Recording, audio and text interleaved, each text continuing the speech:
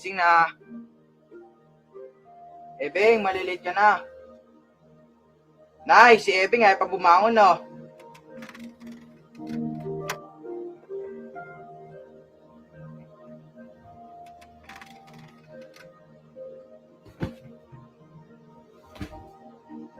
Sige, ako na dyan. Maghilamos ka na doon.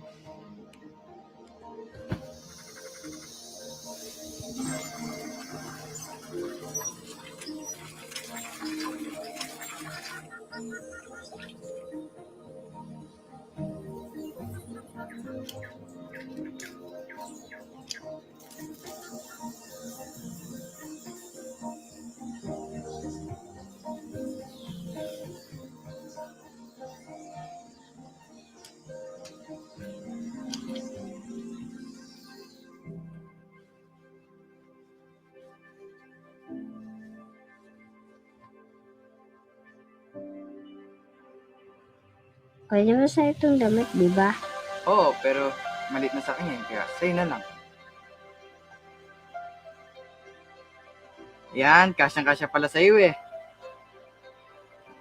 Salamat, kuya. O basta, may kinig ka mabuti mamaya ah. At ito, importante ito ah.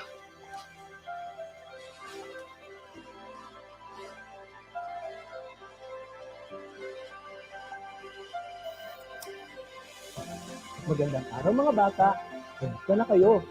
Muli, ako si Teacher Mark.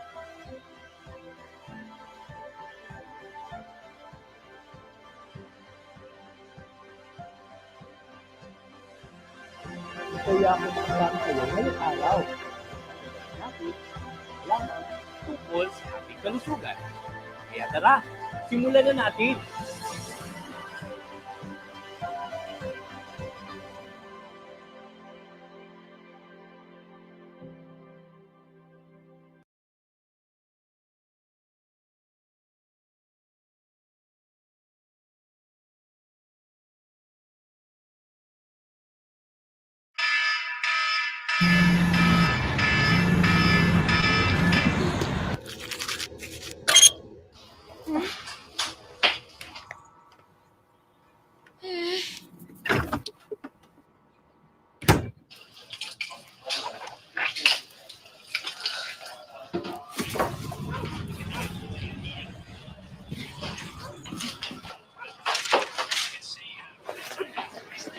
Wala, huwag niyong kakalimutan yung gamot niya, ha? Bibili ulit ako mamaya. Sige po, ano na ako?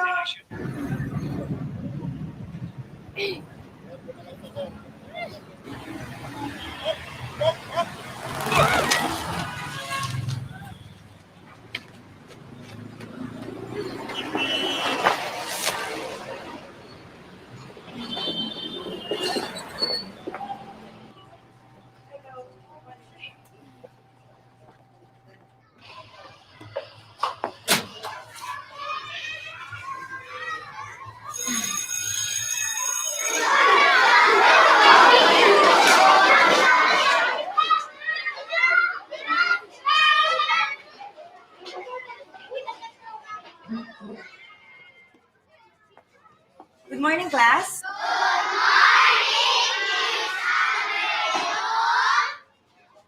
Okay, so ito na ang test results ninyo.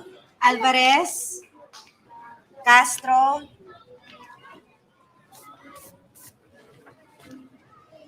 Cuenco.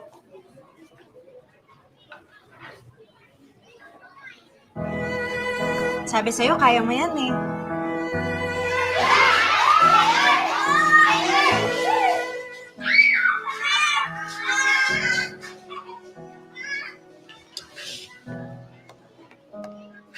Teacher,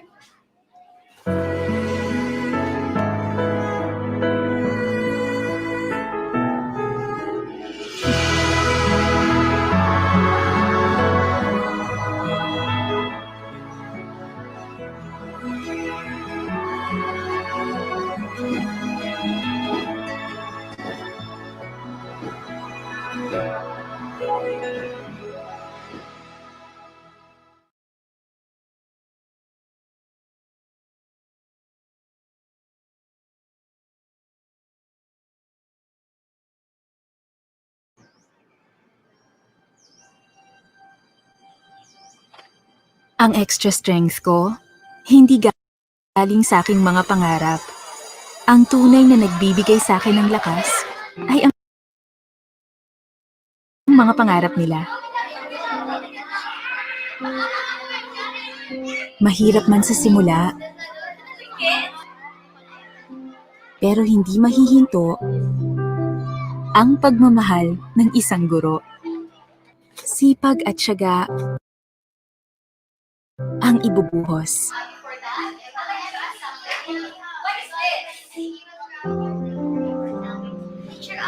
Para sa isang taas ng kamay at maliit na tagumpay.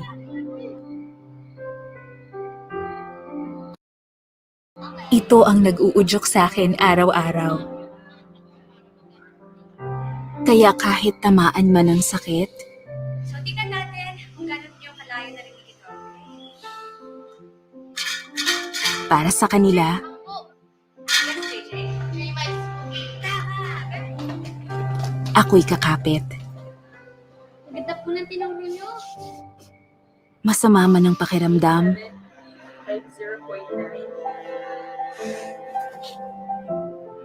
at nabibigatan na ang katawan.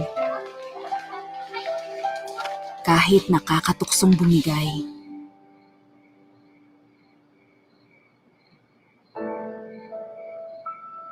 Sila ang tumutulak sa akin pataas. Ang extra strength na nagbibigay ng lakas.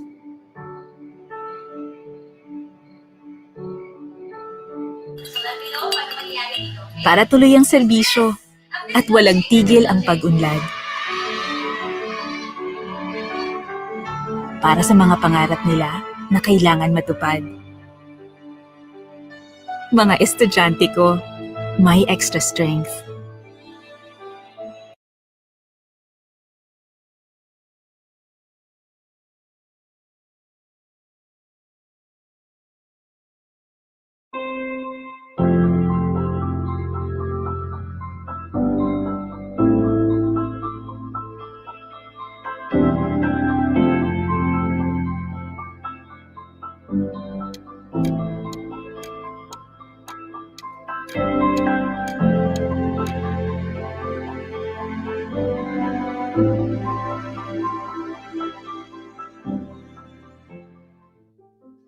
Lola, alam mo ba, ayaw pa rin mag-school ng friend kong si Brian. Kasi daw may COVID pa. Ano namang sinabi mo sa kanya, Apo? Ang sabi ko po, hindi naman po talaga papasok sa school eh.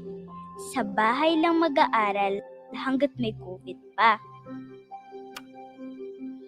Ano namang sagot niya? Tapos sabi niya, paano daw mag-aaral sa bahay wala namang teacher sa bahay? Di ba nga Lola? Ano nga ulit yung tawag dun sa hindi naman papasok sa school pero mag-aaral pa rin? Apo, ang tawag niyan ay distance learning.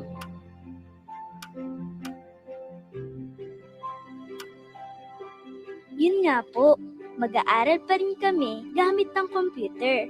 Di ba Lola?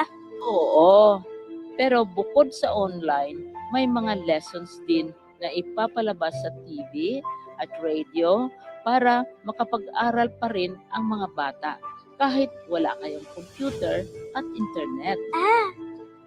Paano po kapag wala ring TV at radyo? May ipamimigay na mga printed material ang mga teachers sa inyo. Di ba po ang tawag dun blend. Ako, blended learning.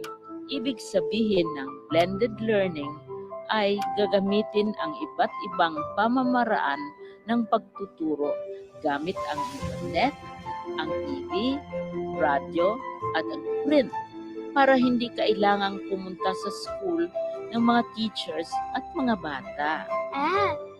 Kaya po pala si Teacher Rose hindi na rin kailangan pumasok ng school. Tama, hindi na rin papasok ang mga teachers sa school para gagabayan pa rin nila kayo at laging tatawagan ang mga magulang para kukumustahin ang pag-aaral ng mga bata tulad mo. Tumawag nga po si Teacher Rose sa nanay. Ang sabi niya, mag-download ng DepEd Commons sa cellphone eh. Games ba yun, Lola? May kasama ding games.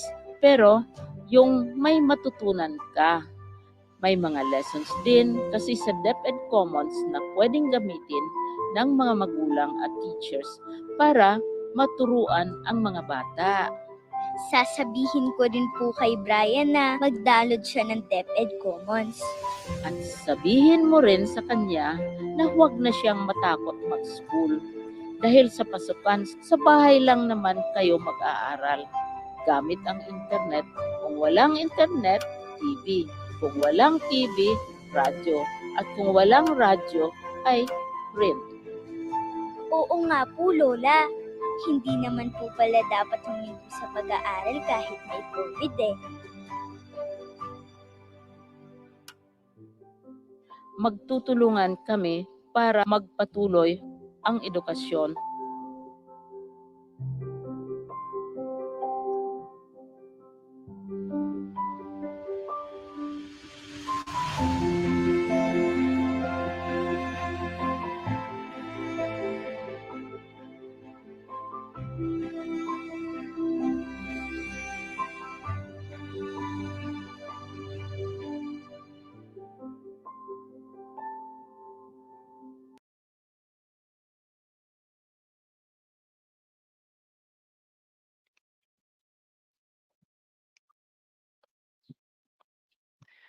Good afternoon, everyone. Time check. It's 1:58 in the afternoon. 2 minutes from now, we will officially open our program. Thank you. Please stand by.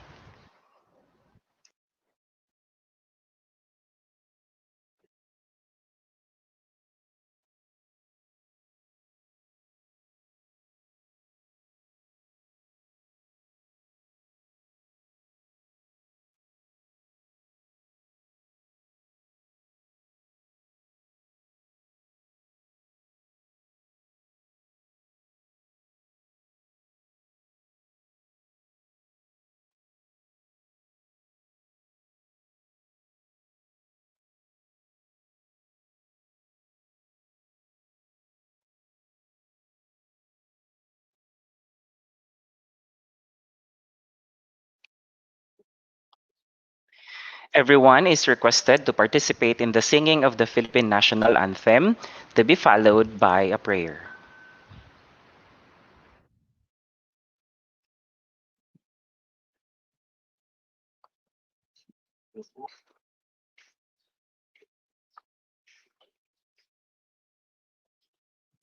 Mga kababayan, ang pambansang awit ng Pilipinas. Kayang magiliw, dahil sa sinakanan, alam ng puso, sa dikit mo'y bukay. Lupang pinirang, kuya ka ng magiting, sa mandulupin, di ka pasisipin, sa nagagang tutok sa simoy at sa langit ang pagaw, ay hinagang tulakawin sa pagkayang minamahal. Ang isang ng patawad mo'y tagumpay na nag-iindig, ang pintuin at parang niya kailan, ang ay di magtitindig. Lumang ang araw ng warhagit pagsingka, buhay langit sa piling mo. Ang bigaya ng kay mga api, ang mamatay ng dahil sa'yo.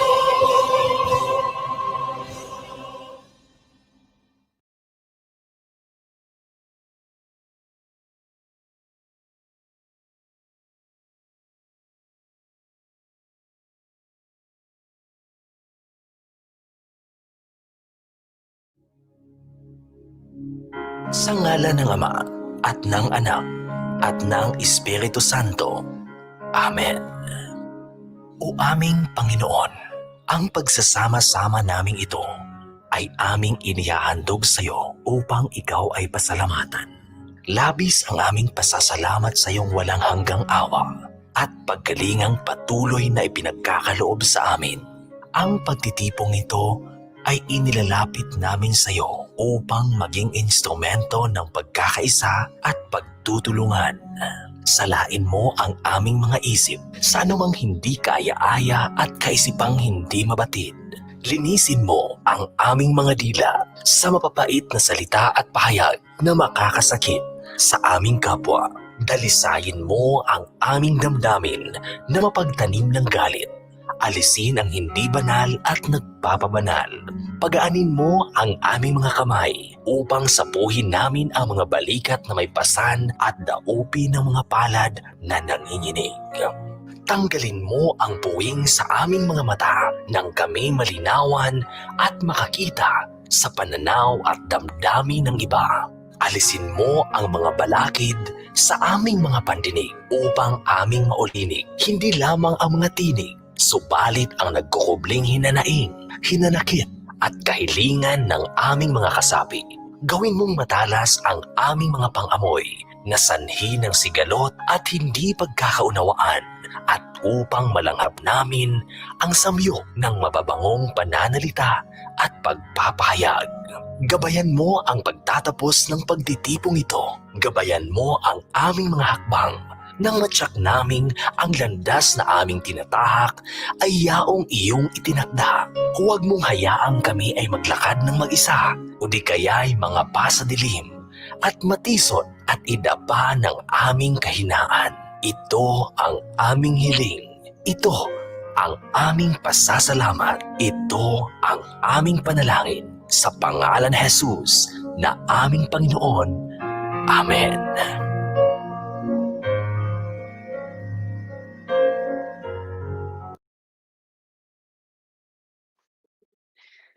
Thank you so much, everyone. And once again, good afternoon.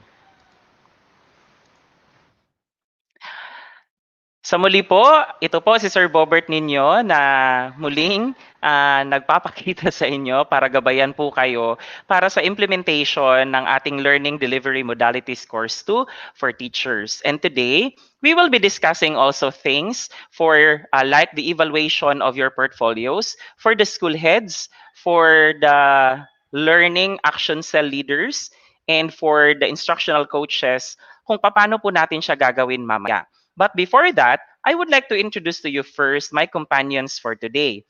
Ladies and gentlemen, please welcome Teacher Pearl from Hagonoy 1 District, Teacher Angel from Santa Cruz South District, Teacher Richelle from Kiblawan South District, and we also have Sir Kirk from the SDO. And of course, also joining us today live is Teacher Jason from Matanao 2 District. Good afternoon, everyone.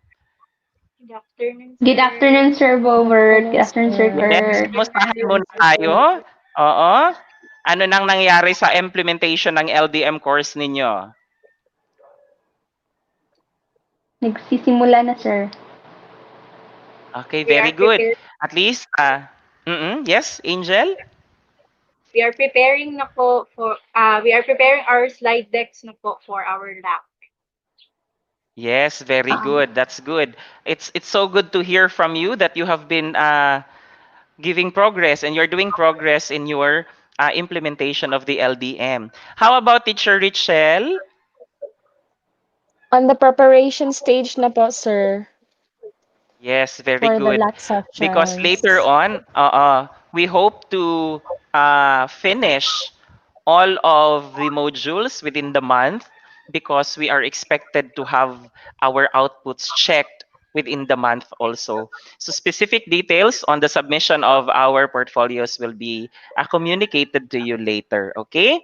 Sige. So at this point, hindi na natin patatagalin pa dahil medyo mahaba-haba yung mga usapan, yung pag-uusapan natin today. And since we will be entertaining questions also from our live viewers, hello to all our live viewers. We have 314, 322 na ngayon, live viewers via our Facebook pages for LDM 1, LDM Course 1 for school heads and district heads. And of course, our LDM Course 2, Division of Davao del Sur Private Group also for teachers. So hello po sa inyong lahat na nanonood ngayon sa ating live streaming.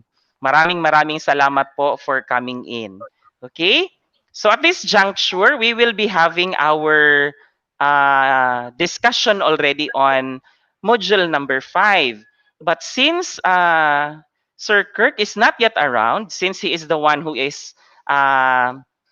will be discussing topics on module 5, antayin muna natin siya na pumasok siguro.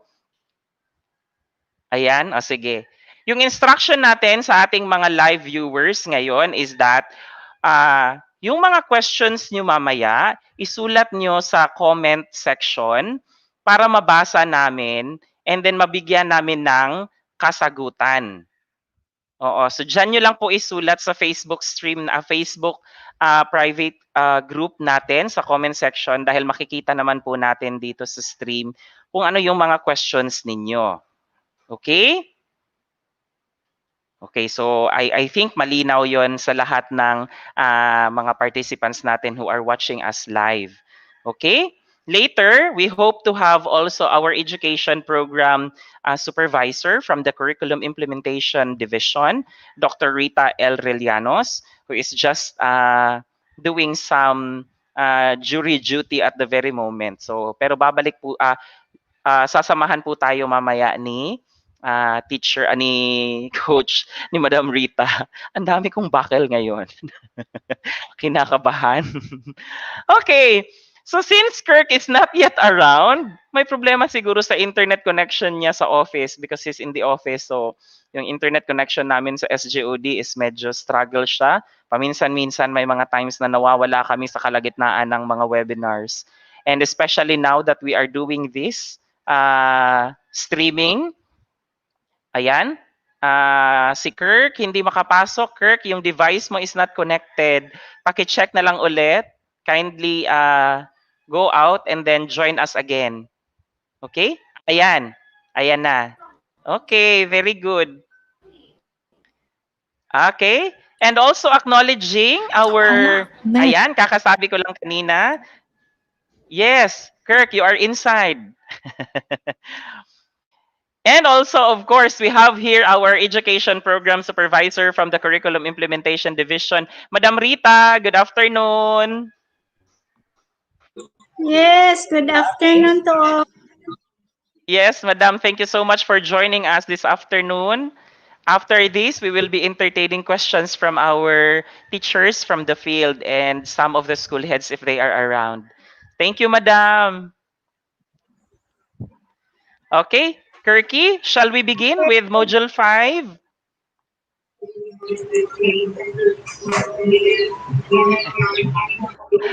Hello, Kirky. Medyo struggle talaga siguro yung internet connection. Ayan, nawala si Kirk. So, we will proceed na lang diretso siguro sa input ko po. So, teka lang ha. Stop ko muna yung sharing.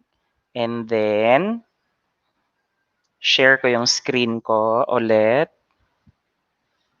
Ayan, sa screen 2.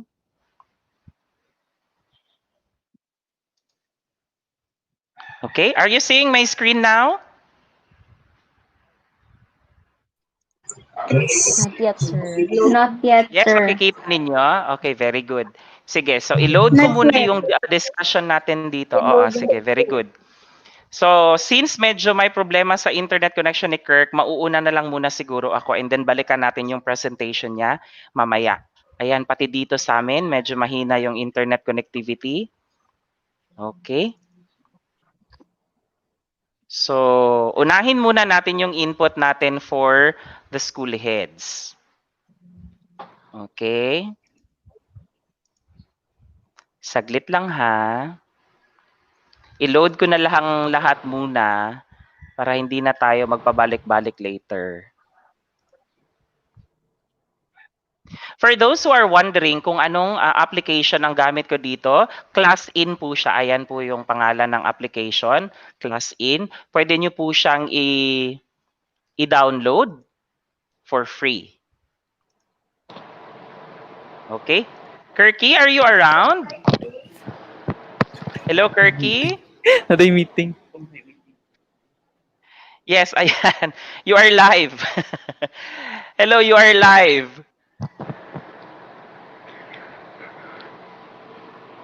Okay? Nakikita mo na ba ngayon yung screen natin? Ako na lang ang mauuna, Kirk. Tapos balikan ka namin mamaya, okay? Sige, so thank you so much. Ganyan po talaga pag live, may mga technical difficulties. Ayan. Okay? Nakikita niyo po ba yung screen? Yes, sir. Okay, very good. So, please take note that this presentation that you are seeing right now is the LDM1 Evaluation Quick Guide. Ano yung LDM1? This is the course intended for our school heads and our district heads, our supervisors. So, para sa kanila muna ito. Sinabay na lang kasi namin. So, pwede nyo ring pakinggan para alam nyo kung paano gagawin yung evaluation. And at some point, makakuha kayo ng idea kung paano gagawin yung evaluation din para sa mga teachers. Okay. Now, let us look at here the procedure for submitting LDM1 evaluation forms of school heads. So, dito sa column na ito, makikita ninyo na may school head na nakasulat. Ayan. Si school head, and then followed by LAC leader. Ayan, nandyan si LAC leader. Nandito si SDO, LDM, PMT4 managers. Nandito naman si RO, LDM. Okay? Nandito naman si RO, LDM, PMT4 managers. Anong ibig sabihin ng RO? Yan yung regional office. And of course, ano ang ibig sabihin ng PMT? Yan yung program management team. Okay? And now let us look at here the procedure. Si school head will be submitting their outputs kay LAC leader. LAC leader will now collect all required outputs, provide feedback, return to participant for refinement if necessary. So upon receiving ni LAC leader yung outputs ni school head, ibabalik niya kung may mga parts na kinakailangang baguhin, ulitin, or i-refine. Now, school heads, take note that you also have your LAC breakout groups, di ba? Sa learning action cell ninyo, may pinili kayo na leader. Yung leader, yung nakatalagang leader, ang siyang magko-collect ng required outputs ninyo at siya namang magbibigay ng feedback. Okay? So after refinement, kung sakali mang ibinalik sa inyo yung portfolio ninyo, isasubmit nyo ulit kay LAC leader for checking. After pumasa sa checking ni LAC leader, imo-monitor naman niya ngayon ang submission ng outputs sa lahat ng members under ng Learning Action Cell group nila. Pag once makompleto na, ida-download ni LAC leader ang Form 1. Saan makikita yung Form 1? Mamaya ibibigay ko sa inyo yung link. Pagkatapos makuha ni LAC leader ang Form 1, i-rate niya yung mga outputs gamit ang Form 1, yung guide questions, at ang rubric. So, hindi po titignan lamang gamit ni leader yung outputs ng walang basihan, but naka-base po sa guide questions and rubric yung rating na ibibigay niya sa outputs ng ating mga school heads. After rating, isasubmit ni LAC leader ang Form 1 sa Schools Division Office, Learning Delivery Modalities Program Management Team. In that case, sa aming tatlo, ni Sir Kirk at saka ni Madam Rita. Pagkatapos ma-receive ng SDO, LDM, PMT, ang task naman namin ngayon is mag-set ng system and deadline of submission of Form 1 files. Later, as what I have mentioned earlier, we will present to you the deadline of the submission of the different forms. After ma-set namin yung deadline for the submission of Form 1 files, this will be received and uploaded. Receive and upload all Form 1 files in the SDO folder. So yung task namin sa Schools Division Office, tatanggapin, i-collate namin lahat ng Form 1, and i-upload namin doon sa SDO folder na ginawa ng Central Office. So sa amin na po iyon. Wala na po kayong gagawin dyan. Tapos, i-consolidate namin yung summary of rating gamit ang Form 1B At saka isasubmit namin ang Form 4 sa Regional Office Learning Delivery Modalities Program Management Team. Ganon yung sequence natin.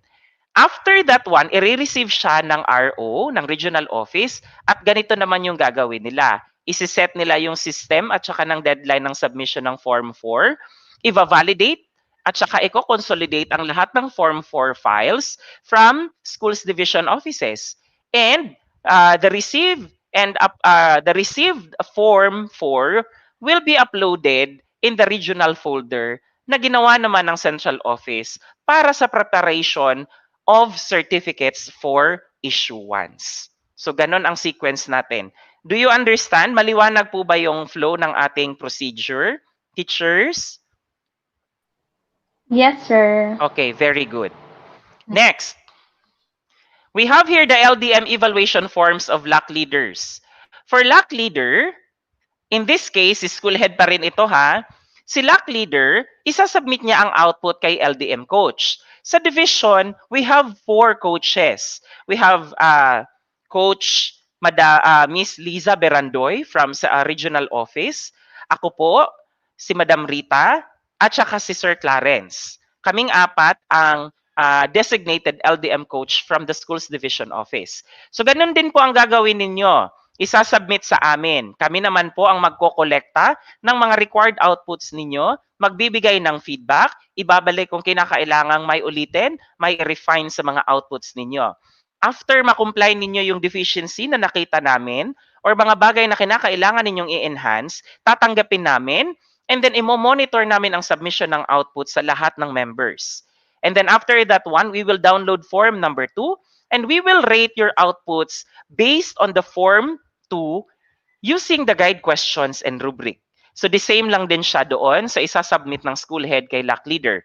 And then, Form 2 will be submitted to Regional Office, LDM PMT. And then, yung role naman ng Regional Office, LDM PMT is this one. So the same pa rin sa sinabi ko kanina, of which I will no longer discuss with you because that is no longer part of your task. Okay? So we have here the LDM1 Form 1A. That is the individual report of ratings of school head. Individual po siya. Meaning to say, school heads should have their individual output. Wala po tayong group work dito sa course na ito. Individual output po for school heads and at the same time with teachers. Yung LDM1 Form 1B naman is the summary of ratings of school heads. Now, for LAC leaders, para sa school heads na grupo natin, do not worry regarding the computation. Dahil ang gagawin nyo lang po, isusulat nyo lang po yung rating ng bawat school head and automatic may ma-generate po na summary of ratings para sa kanila. So wala na po kayong gagawing consolidation na computation but it will automatically be reflected on Form 1B. So ganun lang po siya kadali. Para po makuha ninyo yung mga forms na sinasabi ko sa inyo, punta lang po kayo sa bit.ly/LDM1 eval4 LAC leaders. Okay? Don't worry, soft copies of this presentation will also be provided to you. Yung LDM nawala, sorry. Yung LDM1 Form 2A naman is the individual report of ratings of LAC leader. So in this case, kami po ang maggagawa ng Form 2A at saka ng Form 2B dahil yung mga LAC leaders po will be directly reporting to us. So kami po ang magbibigay ng rate ng mga LAC leaders. So yung LDM1 Form 2B naman is the summary of ratings of LAC leaders. So the same mechanics with the Excel for school heads, automatic din po na yung rating ng individual LAC leader will also be consolidated doon sa LDM Form 2B, which is the summary of ratings. So again, soft copies of the Excel format can be downloaded via bit.ly/LDM1 eval4 coaches. Okay. Ito naman yung LDM1 Form 3. Ang involved po dito is ang regional office at saka ang schools division office. So hindi ko na lang muna siya i-discuss sa inyo dahil kami na ang bahala na gumawa ng report na ito. Okay. So if you have questions regarding the forms, pwede nyong i-email ang nayapcentral@gmail.com. If in case may mga errors or may mga parts ng cell na hindi gumagana or may makita kayo na inconsistent na formula sa form, pwede nyong i-email ang NAYAP Central Office. Okay? So we have here frequently asked questions. So I am an evaluator. When and how do I submit Form 1 or 2? Ito ang sagot. Contact the LDM Program Management Team of your division, SGOD, or Region NAYAP-R. Yung NAYAP-R, ibig sabihin po niyan is region. Region na NAYAP.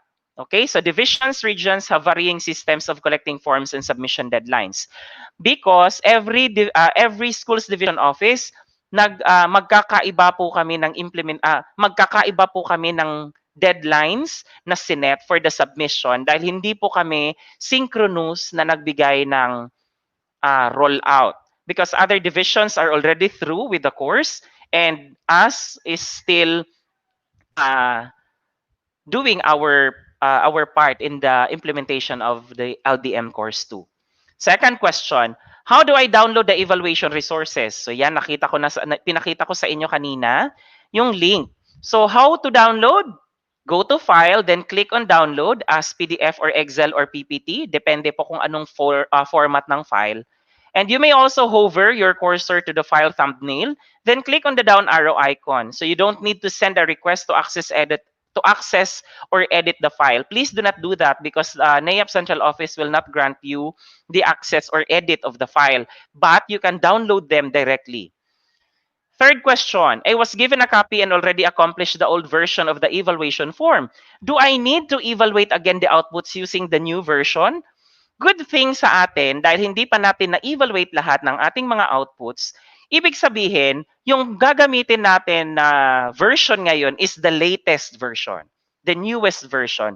So ang sagot dito, gagamitin natin yung latest version in rating the outputs of our school heads, LAC leaders, and of course sa inyo din mga teachers. Fourth, I am a form manager in the division or region. How do I accomplish Form 4? Summary list of completers if both old and new versions of the evaluation forms were submitted to our office. So ito, since ang concerned personnel dito is ang division at ang region, so hindi ko na lang siya i-discuss sa inyo. So, yan muna for our LDM Course 1 Evaluation Quick Guide. Now, let us proceed here in our procedure for evaluating outputs of school heads. Take note, school heads pa po tayo ha. Nasa school heads pa po tayo. Wala pa po tayo sa procedure for evaluating outputs ng ating mga teachers. School heads pa. Okay? So what are the roles and responsibilities? Yung role ni LAC member or participant, which in this part is ang school head pa, ang gagawin ni LAC member, ang concerned na personnel na bibigyan niya ng submission of output is ang LAC member, sorry for this. Ang LAC member pala, ito siya ha, yung LAC member natin na sinasabi dito, ito yung mga school heads. Okay? Yung LAC leaders, sila po yung mga PSDSS, district supervisors, or mga district supervisors natin at saka DPIC, mga district principal in charge. Ito din po yung mga education program supervisors natin. At yung mga SDO designated instructional leaders as senior principals. So meaning to say, si LAC member na school head magsasubmit ng output to LAC leader. Ganun po siya. Yung pinakita natin na framework kanina. I mean, yung process flow. Si LAC leader naman, eto sila, eto na mga members, kanino nila isa-submit yung outputs nila? Ayan. Nandito. Collect and evaluate pre-implementation outputs and LDM implementation portfolio of school heads in the assigned LAC. Provide feedback to outputs, return them to participants for refinement if necessary, and review and provide feedbacks on the submitted outputs. So, Upon submission, gaya na lang sa nasabi ko kanina, upon submission ni school head kay lock leader, hindi niya tatanggapin lang ng basta-basta, but i-check niya as to the completeness and as to the quality of the output ng mga school heads. Kung may makita siya na kinakailangang i-enhance, ibabalik. Ibabalik siya kay school head. Ganon yung role ni lock leader. Okay? Now, pagdating naman dito sa assigned regional, national LDM coach through the regional field technical assistance team, si RF-TAT, composed of the regional supervisors. We have also CO specialists, but in this case, walang assigned na specialists from the central office. Or we also have education forum partners. In other divisions, meron sila nito. But in our case, wala tayong naka-assign na central office specialist at saka education forum na partners. Ang gagawin naman dito, i-check, ganun din po yung proseso. I-check nila yung submission mula kay lock leader. Tapos kung may makita sila na deficiency or may makita sila na kakulangan doon sa portfolio ni lock leader, ibabalik din ni regional or ni regional LDM coach or ni SDO coach yung portfolio niya para i-comply niya lahat ng kinakailangan niyang gawin for that particular course. Okay? Naintindihan ninyo? If you have questions, please comment them down para mabasa natin later, para mabalikan natin. Okay. So we have here the summary of required outputs from school heads. Para hindi po kayo malito kung ano yung outputs na kinakailangan ninyong i-produce, meron din po tayong summary na nakikita ninyo ngayon sa screen. For Module 1, the course introduction and getting started, ang nakasulat dito, none. Pero hindi ibig sabihin po nito na none, wala po kayong gagawin. None siya dahil wala siyang specific na output na hinihingi for the rating. Pero take note na pagdating natin doon sa rubrics, part ng Module 1 will also be evaluated using the criteria set in the rubrics, which later on makikita ninyo. For Module 2, understanding the learning delivery modalities in the basic education learning continuity plan, still none. Okay, for Module 3, we have LDM Decision Tree. We have the LDM Readiness Assessment Result and LDM Readiness Action Plan. You also have here your guide questions for the evaluators. Ayan, hindi na makita. Guide questions for the evaluators. Ito yung gabay ni evaluator para sa rating. Did the school coordinate and collaborate with the stakeholders to complete both documents?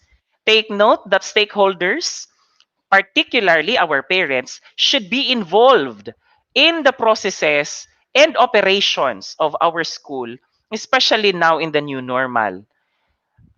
We don't have face-to-face interaction with students. So therefore, we need to capacitate our parents so that they will become our bridge in making the instructional, in making instructions reach the children. So, may ginawa bang coordination at collaboration si school head sa mga stakeholders natin? Was the proper mapping of resources done? Were proper consultations done in choosing the learning delivery modalities? And were their data collected? Were these valid and reliable? Those are the guide questions na gagamitin ni evaluator. So school heads, alam nyo na kung ano yung gagawin ninyo para mabigyan kayo ng 15% for the LDM Decision Tree at 20% para naman sa LDM Readiness Assessment Results ninyo plus the LDM Readiness Action Plan. Okay? Now, for the implementation planning, we have here the accomplished LDM implementation plan. So we have here the guide questions, and this is worth 30%. Was the LDM implementation based on the data from the decision tree and readiness assessment result? Wala tayong problema dito sa decision tree because we have already made a decision from the division utilizing the data that we have gathered from the LESF. Automatic by default naging modular distance learning yung option natin. So, ang gagawin na lang natin dito is ibigay natin yung hinihingi na data which is in support to the result na ginawa ng division kung bakit tayo pumili ng LDM na ginagamit natin at the moment. Next, was there a provision in the plan on the communication of the LDM plan to parents and stakeholders? Provision in the plan on the communication. Yung plan ba ninyo sa school, did you communicate that one to your parents and to your teachers? Is the basic education learning continuity plan of the school was also communicated to the parents and teachers? Ayan. If yes, then provide or support your claim with your MOVs. Were the teachers and parents consulted in developing the plan? Hiningi nyo ba kung ano yung opinion ng mga parents at saka ng mga teachers in the making of the plan? Were the timelines presented and the resources provided enough? What were the plans to mitigate possible issues or problems that may have come out during the implementation? Remember, nasa planning pa po tayo, nasa planning stage pa yung i-assess. Yung implementation phase, that's a different evaluation. So yung i-rate pa lang nito is the theoretical aspect. Theories pa lang ito. Were the timelines presented? Ayan, tama ba yun? What were the plans to mitigate possible issues, problems that they may have come out during the implementation? So yon. So that's 30%. Next. For 5A, Module 5A, establishing and managing the technical assistance mechanism in the school.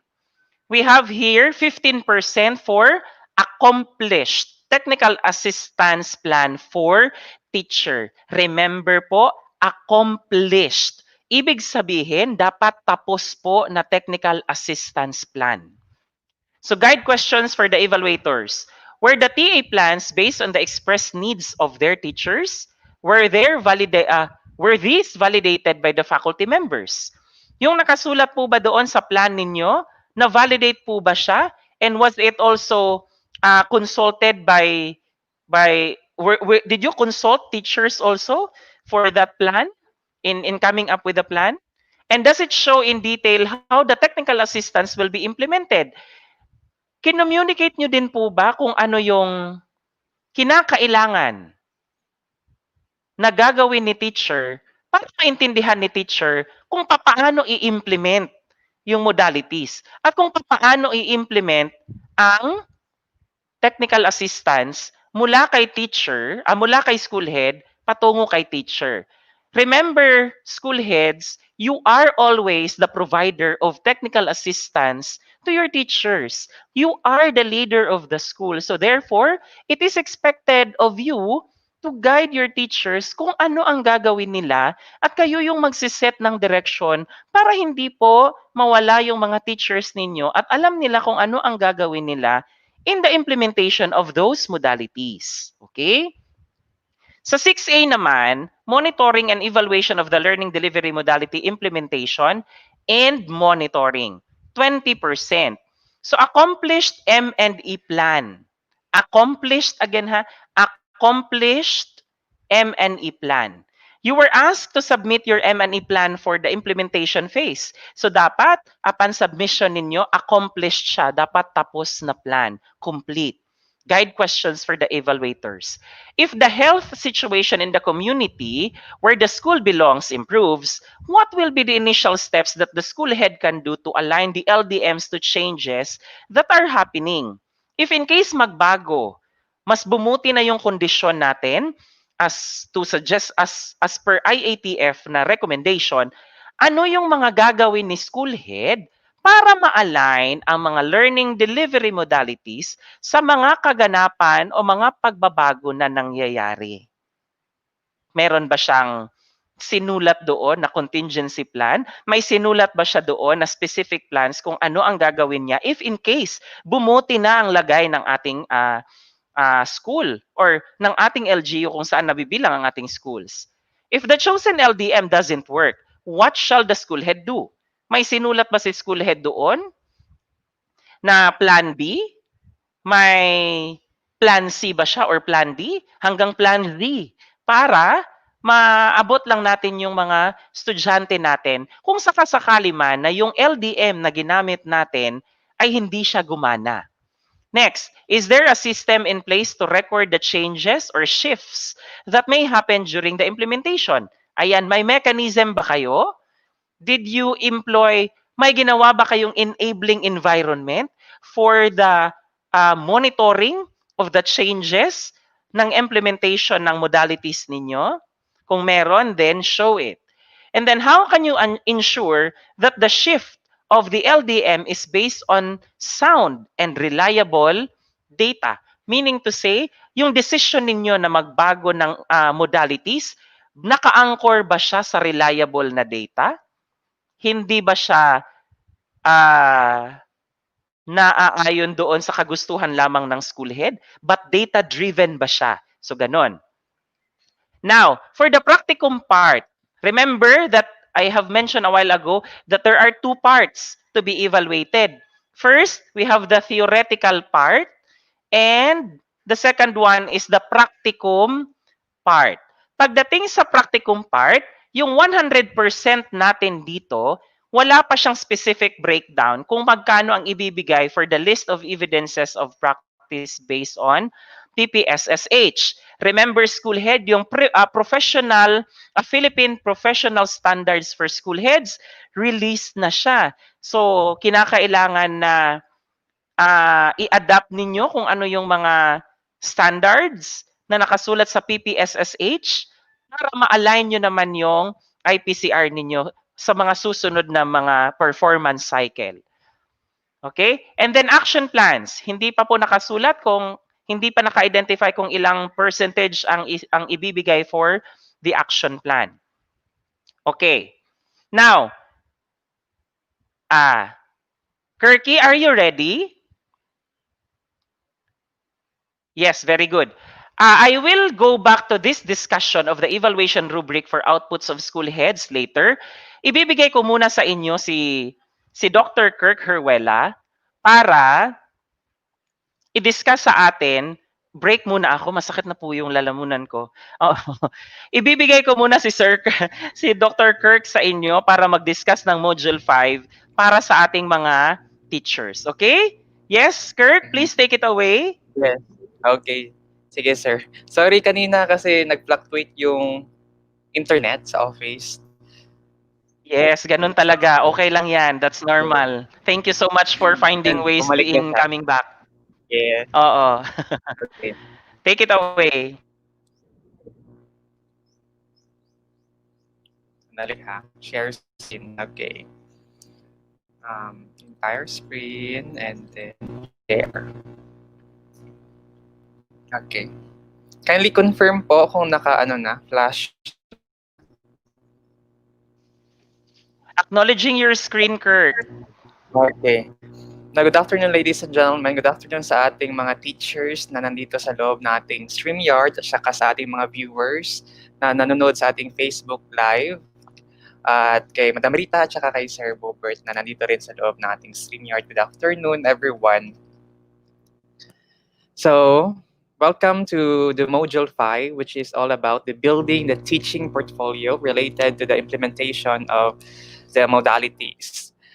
In this module, the following are the objectives. By the end of this module, you will be able to first list down the evidence of LDM implementation, plan for how to make sure that you will be able to relate these evidences to your professional practice based on the professional standards.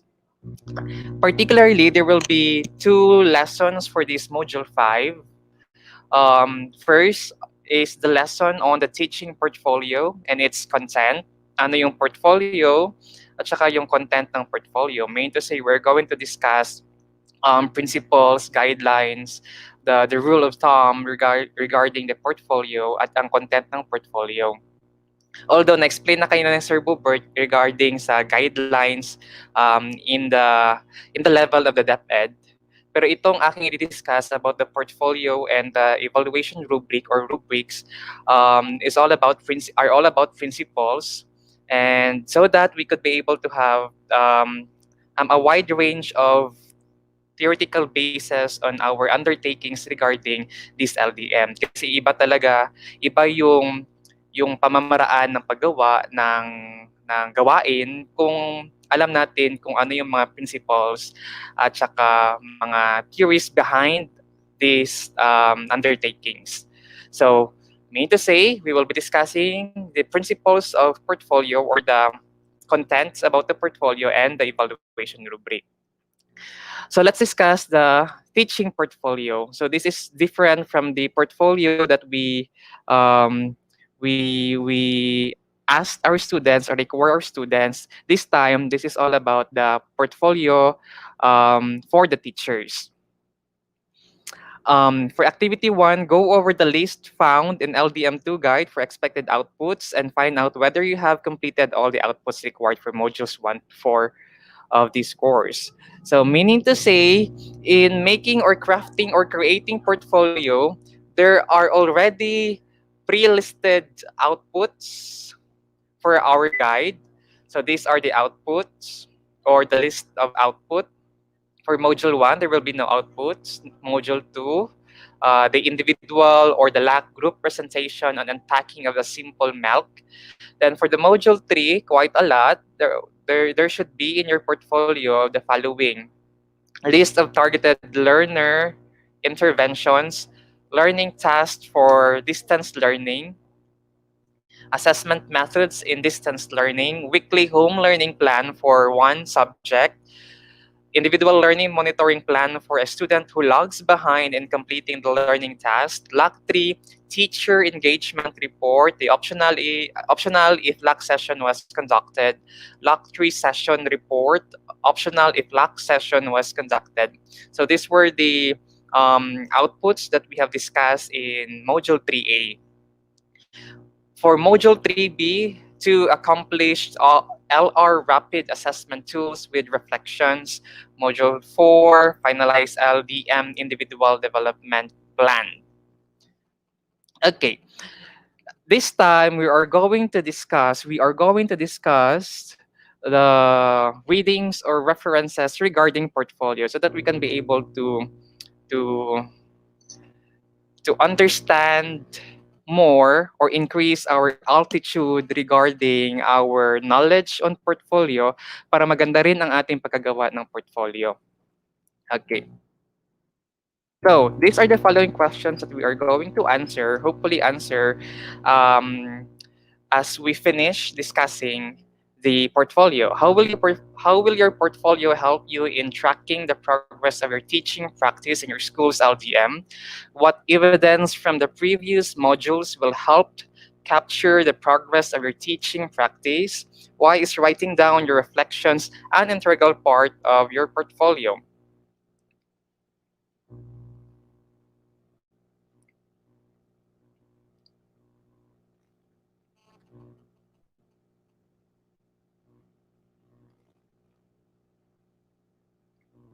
Okay. So these are my following references gotten from these books. So we're going to discuss portfolio assessment methods. By the way, portfolio assessment or the method of assessing students' progress by the use of portfolio became popular in early and late 1980s as a response for the clamor of having an authentic and reasonable assessment, because before the the authentic assessment or the craft of authentic assessment, teachers are fond of using traditional tests.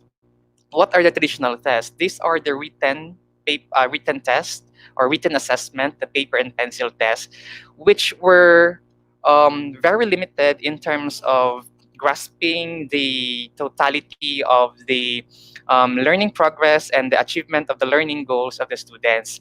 It is just like a scratch on the surface or a snapshot of what the students have really learned in the lesson or in the subject or in the course. That's why there was a revolution in education to include authentic assessment as a supplementary method for traditional tests. Mean to say, we do not get rid of traditional tests, but we just include authentic assessment to complement the results of traditional tests. Kasi hindi lahat na natutunan ng bata or ng estudyante ay kayang i-measure ng traditional test. May mga traits, attitudes, or competencies that could not be captured by traditional tests. Thus, we include authentic assessment methods, techniques in our assessment procedures. Now, what is this portfolio? Excuse me.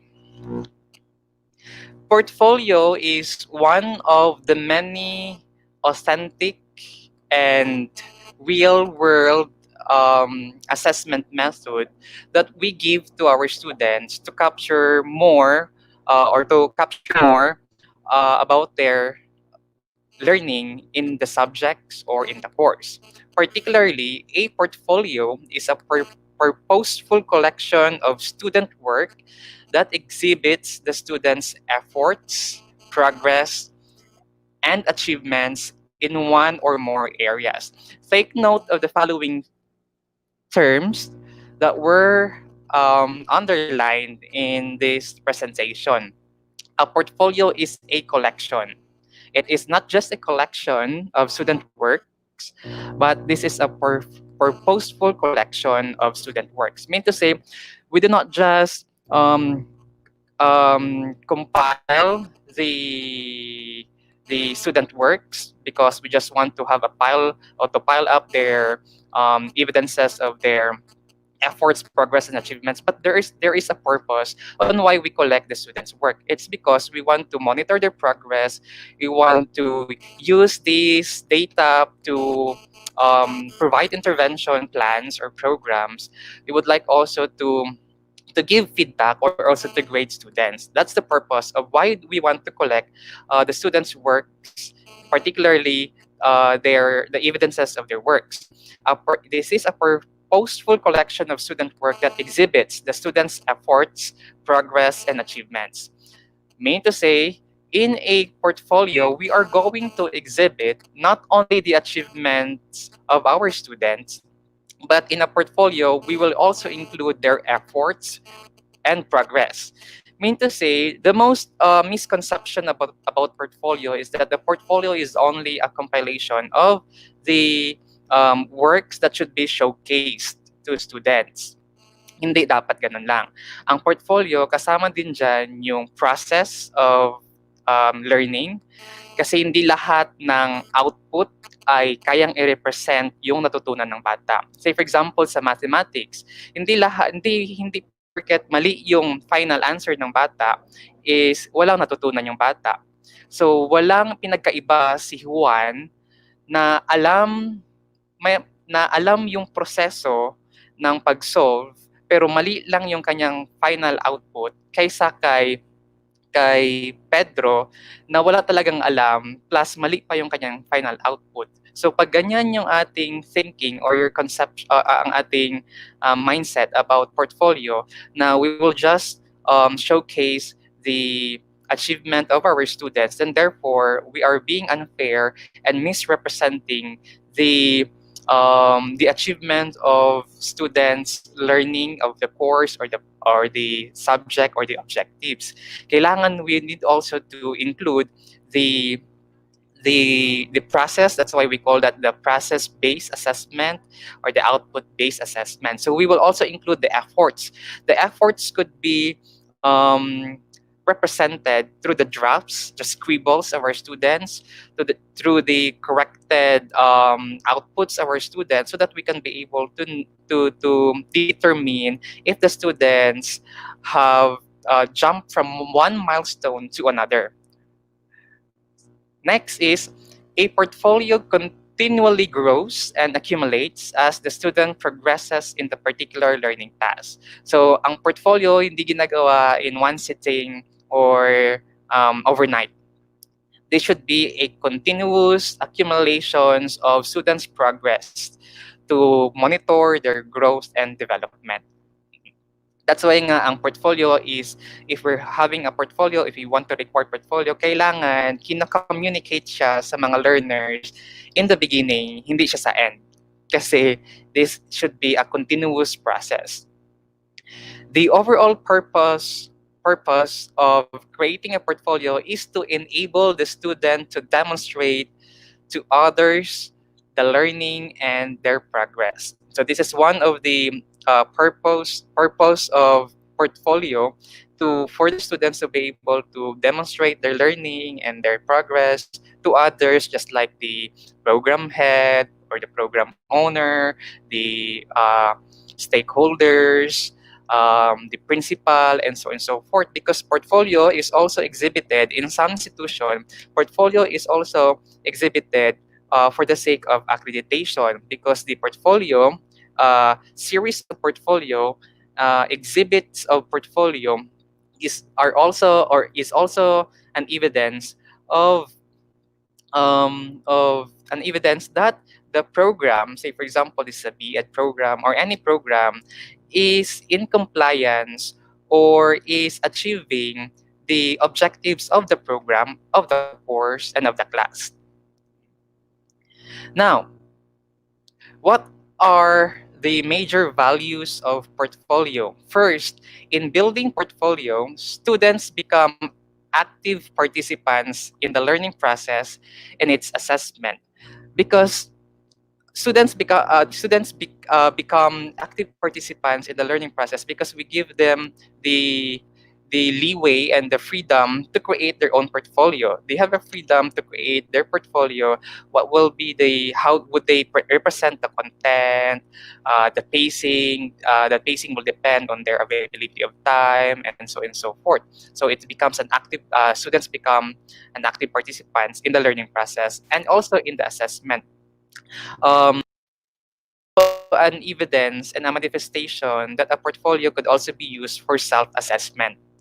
When students create portfolio or craft portfolio, they are also assessing themselves, because in the process of conducting or creating a portfolio, they are also evaluating, assessing, and measuring on how far they have learned the lesson. Hindi lang kasi siya kino-compile, kundi ina-analyze lang siya. That's why nga merong reflection sa mga portions or sa mga parts ng portfolio. Second value is the sense of co-ownership or the sense of ownership on the part of students that goes with portfolio assessment makes it quite attractive to learners in general. Because there is now the sense of co-ownership or ownership of the assessment method, because we give the technique is giving the students the responsibility to assess themselves, to compile the evidences of learning sa pamamaraan ng kaya nilang gawin or sa kanila mismo. So, nakaka-attract siya ng motivation or highlight siya or nakaka-increase siya ng motivation ng mga students to do this portfolio. Now, what are the different features and principles of portfolio? A portfolio is a form of assessment that students do together with their teachers. So, I mean to say, this is not only the decision of the teacher, but this is also the decision of the students. I mean to say, there is a correspondence among or between the student and the teacher on what will be the content of the portfolio and how this portfolio will be evaluated. In fact, in a classroom assessment, sa pag-create ng rubrics on how to evaluate the portfolio, kailangan nagpa-participate yung students on what are the different criteria or level of performance to be included in the rubrics para sa pag-assess ng kanilang portfolio. A portfolio represents a selection of what the students believe are best included from among the possible collection of things related to the concept being studied. In our case, in the case of the DepEd, especially in this LDM, we have now selected the list of outputs or evidences that our teachers in this division or in other divisions as well to incorporate or include in their portfolio. So meron na siya. Yan yung isa sa mga features. Number 3, pero kung titingnan natin yung feature kanina, angkop naman yung mga features kanina kasi ang danger lang ito number 2, in-emphasize itong number 2 kasi kailangan yung mga items or entries included or incorporated in the portfolio is angkop sa objectives na sinet for the portfolio. Hindi siya, mean to say, hindi siya invalid yung entries ng portfolio. Kaya dapat merong selection of the content of the portfolio. Kasi nagiging invalidate kung binibigyan ay hindi naka-indicate or hindi nakalista yung content ng portfolio. Baka merong mga items or entries na gustong ilagay yung teacher pero hindi siya angkop sa objectives ng portfolio. So, invalid ang portfolio as an assessment method. A portfolio provides sample of students' work which shows growth over time. By reflecting on their own learning or self-assessment, students begin to identify the strengths and the weaknesses in their work. These weaknesses then become improvement of goals or improvement goals. That's one of the features of the portfolio that when we require our students to craft or create a portfolio, we're also giving them the responsibility to self-assess or assess themselves. And by assessing themselves, before the end of the achievement of the goals, course goals, they could still be able to see what went wrong or their strengths and weaknesses so that they can be able to provide or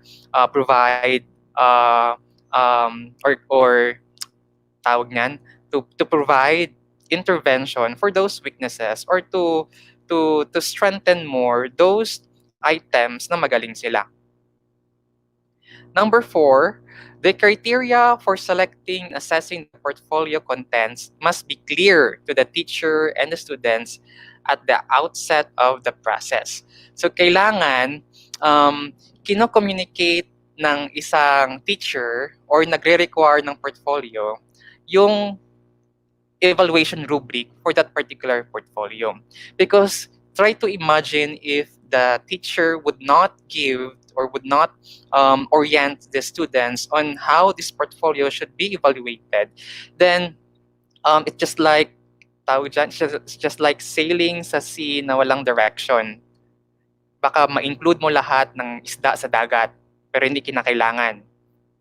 So it's just like that. So kailangan kina-communicate ni teacher yung content ng portfolio through the evaluation rubric so that students would have a load of stars na kanilang magiging guidance or guidelines or guidance in crafting the portfolio. Para yung nakalagay sa loob ng portfolio ay yun lamang yung kinakailangan for that particular achievement of goals or objectives in the course. In our case, yung nakalagay dapat sa portfolio, yun siya yung kinakailangan para sa LDM na ito. Kaya later, i-present ko yung evaluation rubric for this portfolio. I would like to check kung ako pa ba ay online, Sir Bubert. Yes, Kirky. Yes, Kirky. Loud Okay. and clear. Kasi baka na wala naman yung internet. Okay. So, thank you. So, these are the purposes of portfolio. Number 1, portfolio assessment matches assessment to teaching. Yes, there is a link between portfolio assessment and assessment to teaching. Mean to say, the data, after evaluating the portfolio, the data could be used to evaluate as well the teaching or the content or the pedagogy of the teacher. So kung ang portfolio is evaluated as poor, then mean to say it could match the assessment to teaching. There's something wrong with the pedagogy or with the content you are teaching or with the objectives you are teaching. So that's why yan yung purpose ng portfolio para makita natin when we evaluate hindi lang din ang portfolio mismo kundi lahat ng assessment techniques or methods. Yan din yung isa sa mga purpose nila. Kaya para pag nag-assess tayo, yung result mismo ay it will be the one to talk about the teaching strategies or the content or the pedagogy that we use in teaching these particular objectives or particular intended learning outcomes. So, pag pangit yung portfolio or poor, unsatisfactory yung portfolio, then it will represent also our pedagogy, our process or our system, in this case, in the division or in central office or in region. Kasi bakit hindi angkop or hindi tama nakalagay sa portfolio, then there's something wrong. Maybe sa pagbigay ng evaluation rubrics, maybe siguro sa pagbigay ng orientation, and so on and so forth. Number 3, portfolio assessment gives a profile of learners' abilities in terms of depth, breadth, and growth. That is correct. Since the portfolio is all about the compilation of the evidences, a wide range of evidences of students' achievement of goals and objectives in the course or in the class, and therefore, this portfolio will increase our altitude as teachers in seeing how far our students learned or how rich are the contents or the knowledge being learned by the students, as well as their growth as well. Number 4,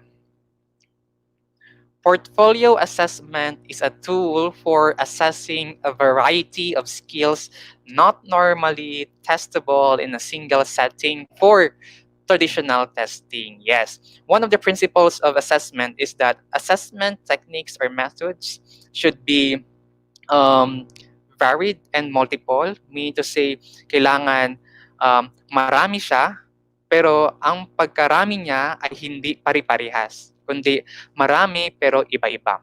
Kasi try to imagine kung marami yung ating assessment method, we have a lot of assessment methods, we have a lot of quizzes and so on and so forth, of a lot of assessment methods or techniques or strategies we employ, pero pari-parihas lang sila. Then therefore, we are only focusing on one aspect of a student's learning or one traits of a student learning.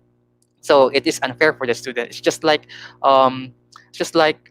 judging a person one time, and there are no other basis for judgment. So it would be unfair, and it would be the student would be prone to measurement error, where the grade does not represent what the student had learned really in the course.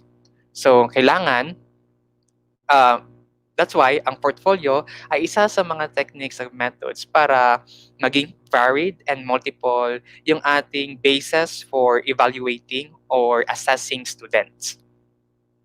Kasi sa portfolio, merong pwede siyang ipakita yung learning through essay writing, the reflection, the test, what else? Videos, audios, and so on and so forth. In our case, I believe in LDM, since nakita natin yung list ng mga outputs, suggested outputs to be incorporated in our portfolio, and nakita naman natin na very varied, multiple siya and varied, and therefore, angkop tayo or tawag dyan, check tayo in terms of this principle or guidelines na dapat multiple and varied siya. Next, portfolio assessment develops awareness of own learning by the students. Yan yung sinabi ko kanina. Ang portfolio is giving the students or the owner of the portfolio an opportunity to assess or evaluate himself. Kasi hindi naman iba ang gagawa. Unlike sa traditional test that the test maker is the teacher. Siya yung gagawa. So si teacher yung magde-decide kung ano yung tamang sagot for a particular question. Hindi ang student. But in this portfolio, ang student ang gagawa mismo ng kanyang sagot. Siya mismo ang magde-decide kung ano yung ilalagay niya. I mean, paano niya ilalagay or i-represent yung kanyang learning. So, hindi nakasalalay sa teacher. So, sa creativity ng student or owner ng portfolio, yung pag-represent ng kanyang learning. Number 6, portfolio assessment caters to individuals in a heterogeneous class. Yes, this is one of the important principles of portfolio and assessment, that we should always not only respect the heterogeneous class or the individual differences of our learners, but also to cater their individual differences. Mean to say, ang portfolio as one of the principles ay angkop para sa DAP or developmentally appropriate practice. Itong sinasabi na developmentally appropriate practice, na dapat na yung ating assessment methods ay angkop in terms of the culture, because we have cultural different students or culturally different students, in terms as well of the development or the age of our students. In the context or in line with our LDM, itong principle na ito is also very important. Na ang portfolio also caters the differences of our teachers in terms of their context. Kasi hindi natin pwedeng iparehas yung work week plan ng taga Santa Cruz at ng taga Padada. Kasi iba yung kanilang context, iba yung kanilang situation, iba yung number ng kanilang students, iba yung kanilang approach, at saka iba din yung kanilang situation in terms of this new normal setting. So maganda ang portfolio kung iba-iba yung context ng ating mga estudyante, because sabi ko nga, the students are given their own responsibility to craft their portfolio according kung ano ang available materials or resources, kung ano yung kanilang naiintindihan. Mean to say, hindi siya limited kung ano lang ibinigay. Hindi siya universal. Unlike sa traditional test na kung 60 items, number 1, number 2, until number 60, true to all yan siya, despite pa na iba yung context mo. Yan din yung isa sa mga criticisms of traditional test. Kasi, for example, ang multiple choice test, maybe ang isang question ay hindi maintindihan ng isang estudyante kasi iba yung kanyang culture. That's why, kasi iba yung item number 1. Angkop lang siya for a particular culture. Mahirap kasing i-cater lahat ng cultures and age in one question. Ang portfolio is perfect for this.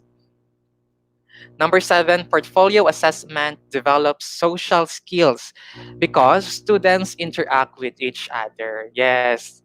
Hindi yung social skills na kailangang physical. So we're going to adjust this in our new normal setting.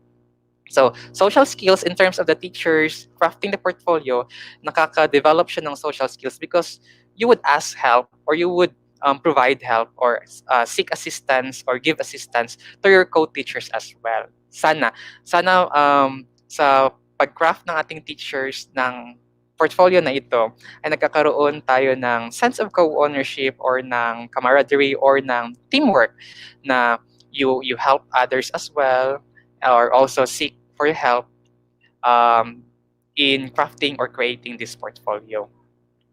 Number 8, portfolio assessment can improve motivation for learning and thus achievement. Yes, because why is there an existence of motivation in crafting the portfolio? It's because you are being informed by yourself through self-assessment of your weaknesses and your strength. And therefore, we cannot be able to pursue into a higher achievement of goals if we are not aware of those things, our weaknesses and our strength. Thus, it motivates us. If we know our weaknesses and our strengths, it motivates us to as well to learn more and to seek for help or to improve more, thus may achievement. Now, the following are the essential elements of the portfolio. These are the essential elements of the portfolio, but may vary depending on the guidelines set by the DepEd or by any institutions.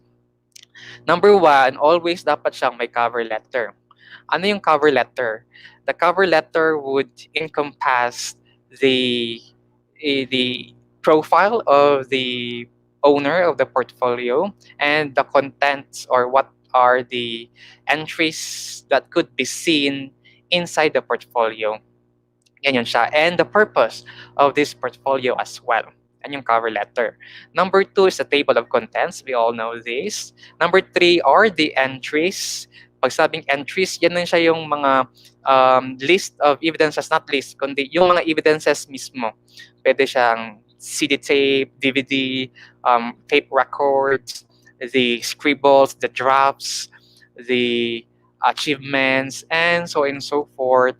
Sa ating case sa LDM, yung mga work week plan, yung ating and so on and so forth, yung nakalista kanina. Yun siya yung mga entries na kailangang ilagay.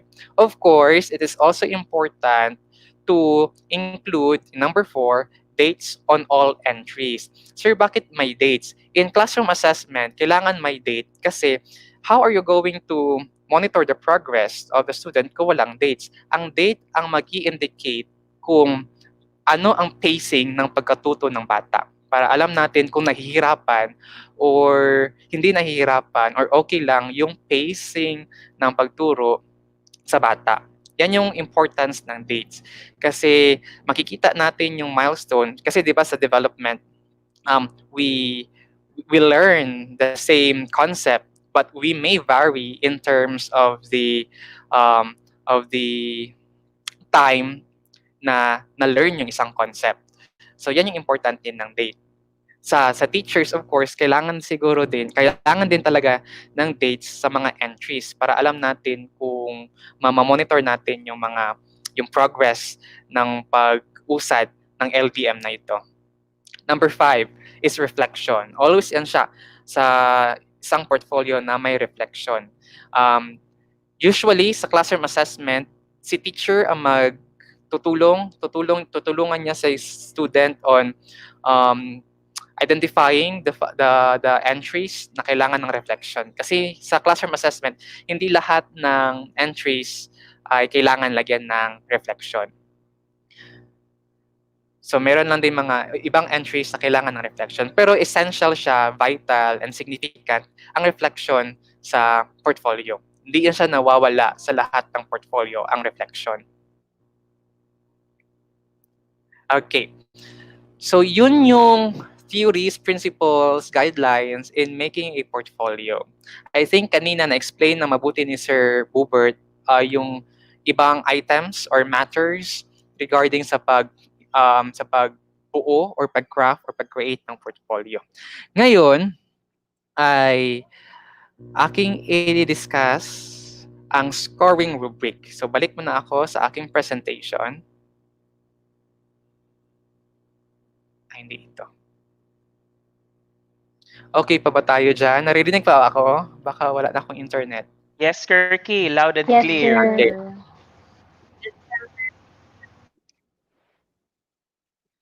By the way, we have here list of suggested evidence for our portfolio.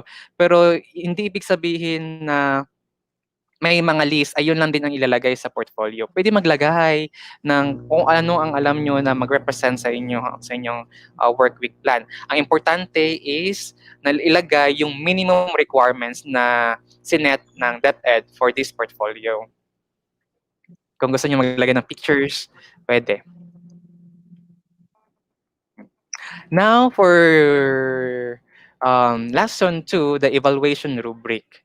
So study the criteria and indicators found in the evaluation rubric. So this is our rubric in evaluating the teaching portfolio or the implementation of LDM through our portfolio. But before that, let me discuss briefly ano itong portfolio in terms of assessment. Bakit ayun? Okay. Not portfolio but rubric I mean. Ang scoring rubric. Scoring rubric are the descriptive scoring schemes that are developed by teachers or other evaluators to guide the analysis of the products or processes of students' efforts. Um, Meron kasi tayong tinatawag na traditional assessment at authentic assessment. Yung traditional assessment is given at very structured yung scoring niya. Kasi pag, say for example, sa multiple choice, pag ang item number 1, merong 4 options, A, B, C, and D, of course, merong isang sagot. Ang isang sagot, pag-check ng isang evaluator sa item number 1, kung A ang answer niya, kahit si evaluator other evaluators pa mag-check, pag A ang sagot ng estudyante at A din ang tamang sagot, ang answer key sa answer key, walang magagawa ang mga evaluators kundi tamaan yung item number 1. I-check yung item number 1. Ngayon, sa authentic assessment, though it complements traditional assessment, it's very important kasi in a real-world setting na yung authentic assessment and it represents more about the totality of the learning of the students. Pero ang danger niyan is prone to bias. Meaning to say, pwede kung ako ang mag-check sa essay ng isang estudyante, iba yung pag-check ko depending on my mood. So pag naiinis ako sa estudyante, baka maapektuhan yung pag-check ng essay niya, lalo na kapag ibang teacher yung mag-check ng essay niya.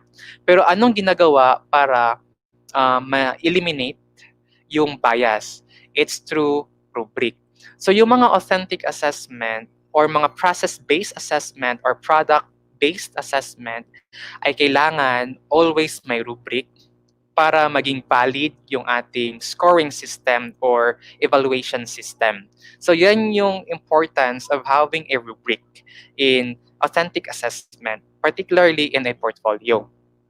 Scoring rubrics are typically employed when a judgment of quality is required and may be used to evaluate a broad range of subjects and activities. Isa din sa rason bakit nagkakaroon ng rubric is because yung i-evaluate ay hindi siya limited into one aspect or trait. Pag yung i-evaluate na learning would encompass different traits, different aspects, then we will use rubric. Kaya nga tinatawag natin siyang criteria. Yan na yung purpose of setting criteria kasi yung aspect of learning can be evaluated and should be evaluated with different criteria or focuses. So speaking of criteria and focuses, let's go back to the scoring rubric for our portfolio in LDM or in this distance modality, learning distance modality.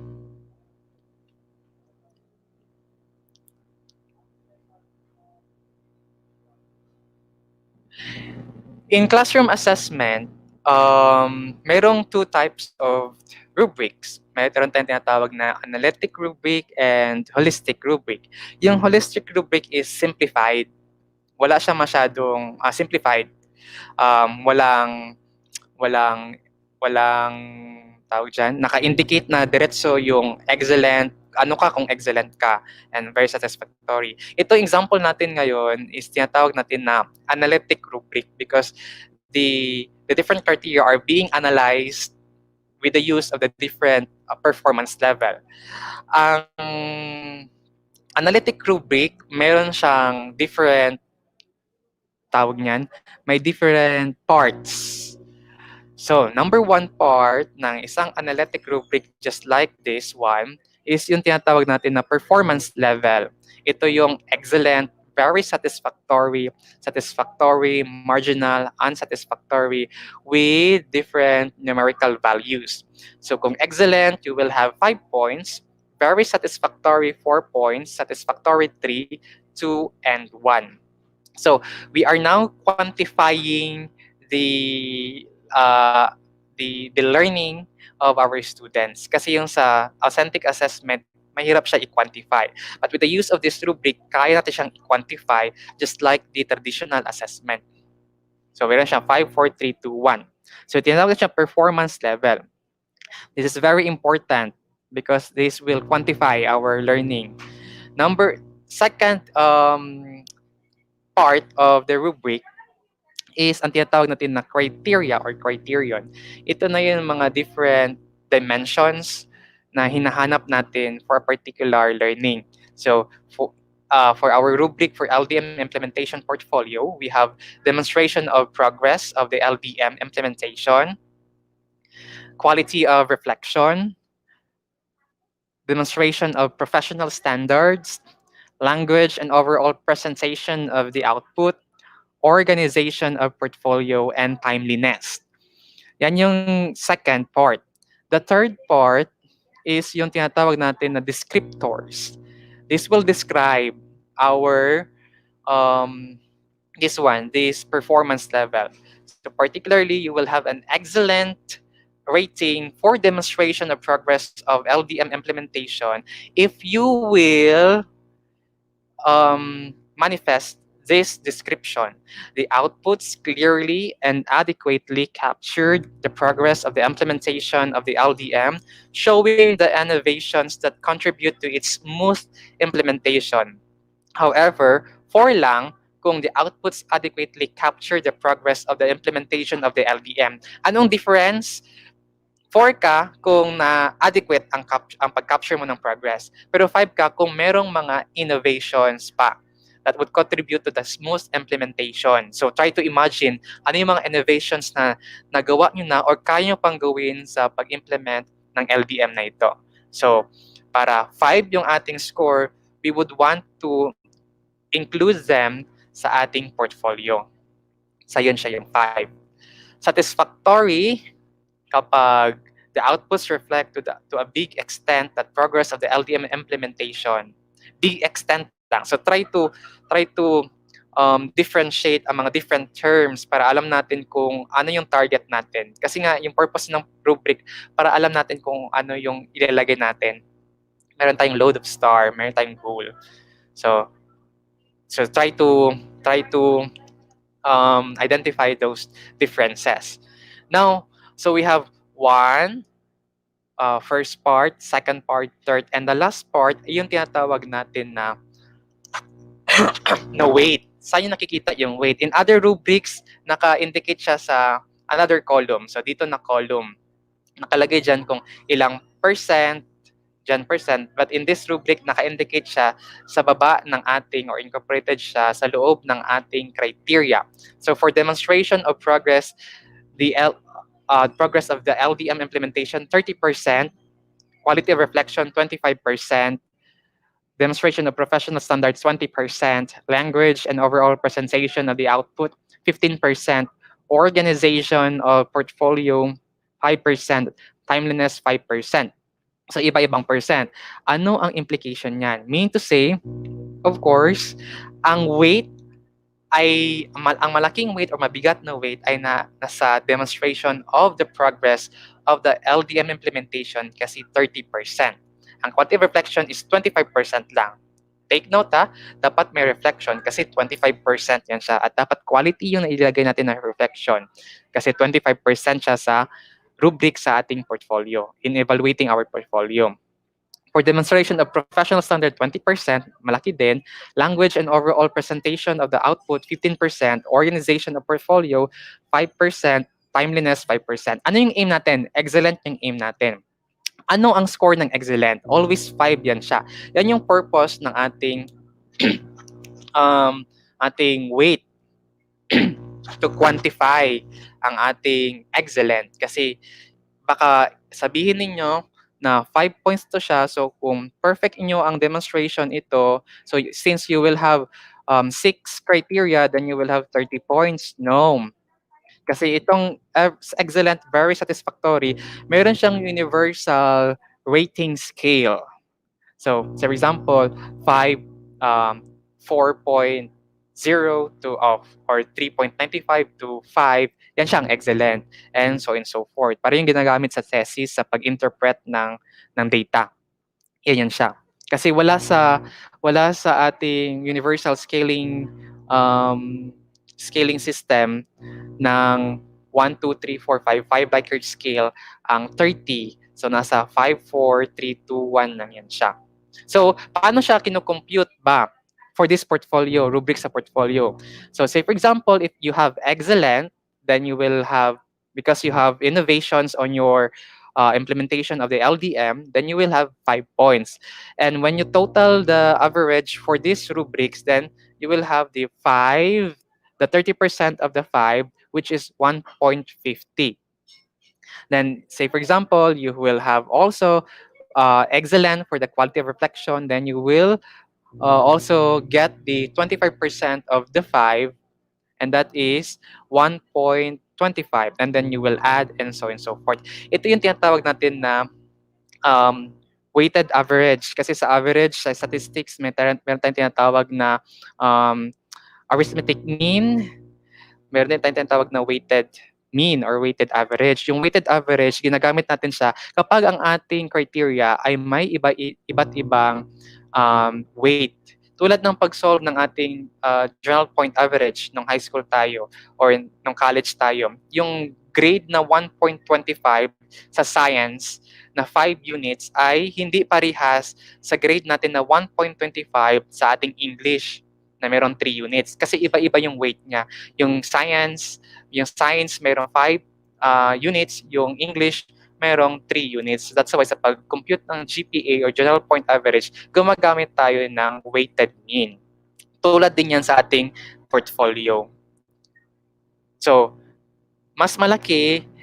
So, kahit na siguro 4, or kahit na siguro 5, meron kang 5 for timeliness, pero ang yung demonstration of progress is 2, of course, pag i-compute yung average, mababa. Kasi 30% yung kukunin sa 2 points. At 5% lang yung kukunin sa excellent.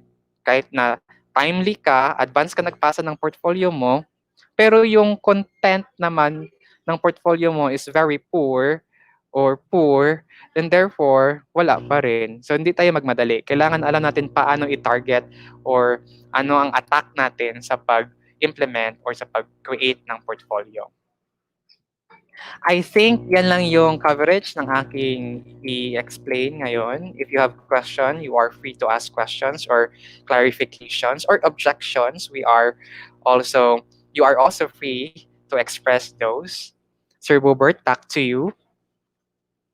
Yes, Kirky, thank you so much for that very detailed discussion on the different modules and its contents also of how teachers will be able to do assessments on to do different assessments. Now, please, teachers, please note that what Dr. Kurt has presented a while ago are just few of the many things na pwede ninyong Yeah. gawin.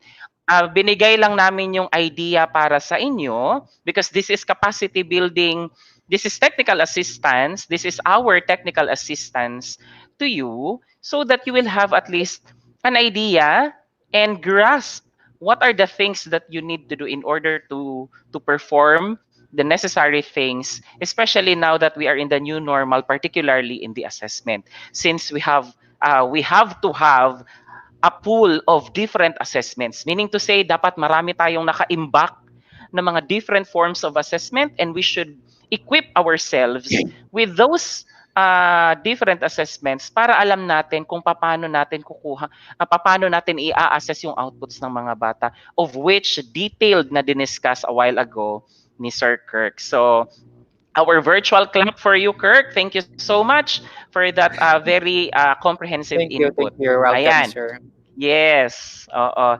Again, our instructions to our live audience. If you have questions, please comment down in the comment section below so that we would be able to address them later.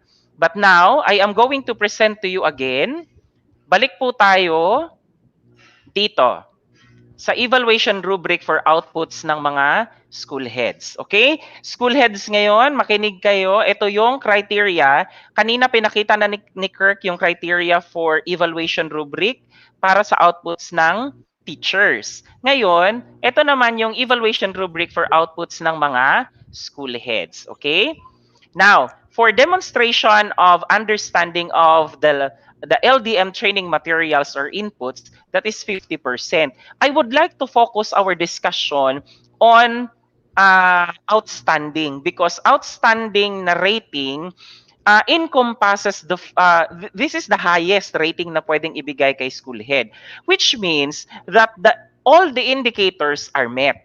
So ano yung mga indicators na kinakailangan ninyong makuha in order for you to get the outstanding na rating?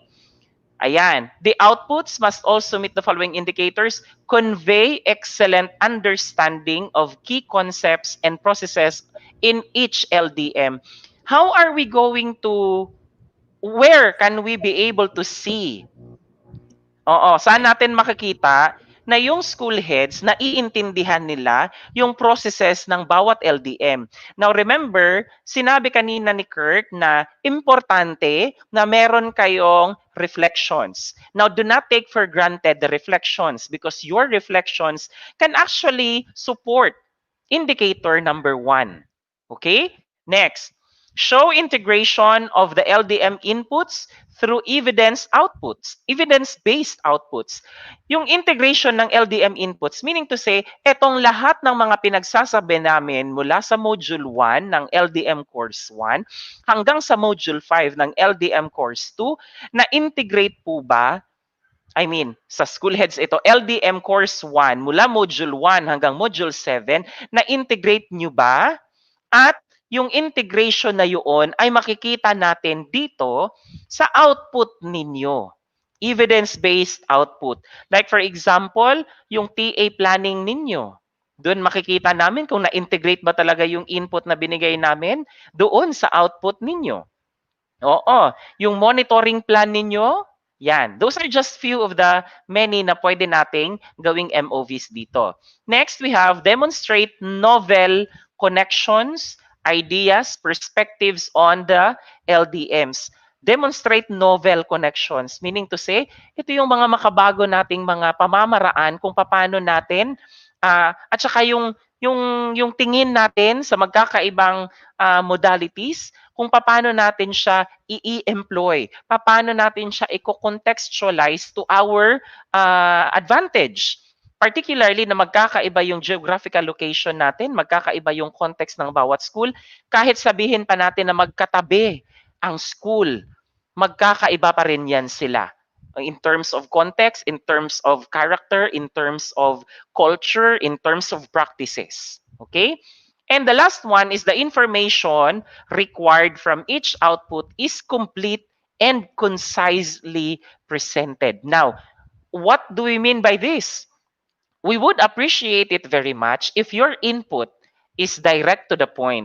Hindi yung masyadong maraming mga flowering words, pero yung mga flowering words na yon, kapag katitignan mo naman, kung i-analyze mo, wala naman siyang gist, walang content, wala tayong makikita na laman. So, complete and concise. That's it. I personally, kung ako yung mag-check ng output ng mga LAC leaders under me, I don't mind if the answer is short, but if it's concise, then I will not hesitate to give you a 5 for that.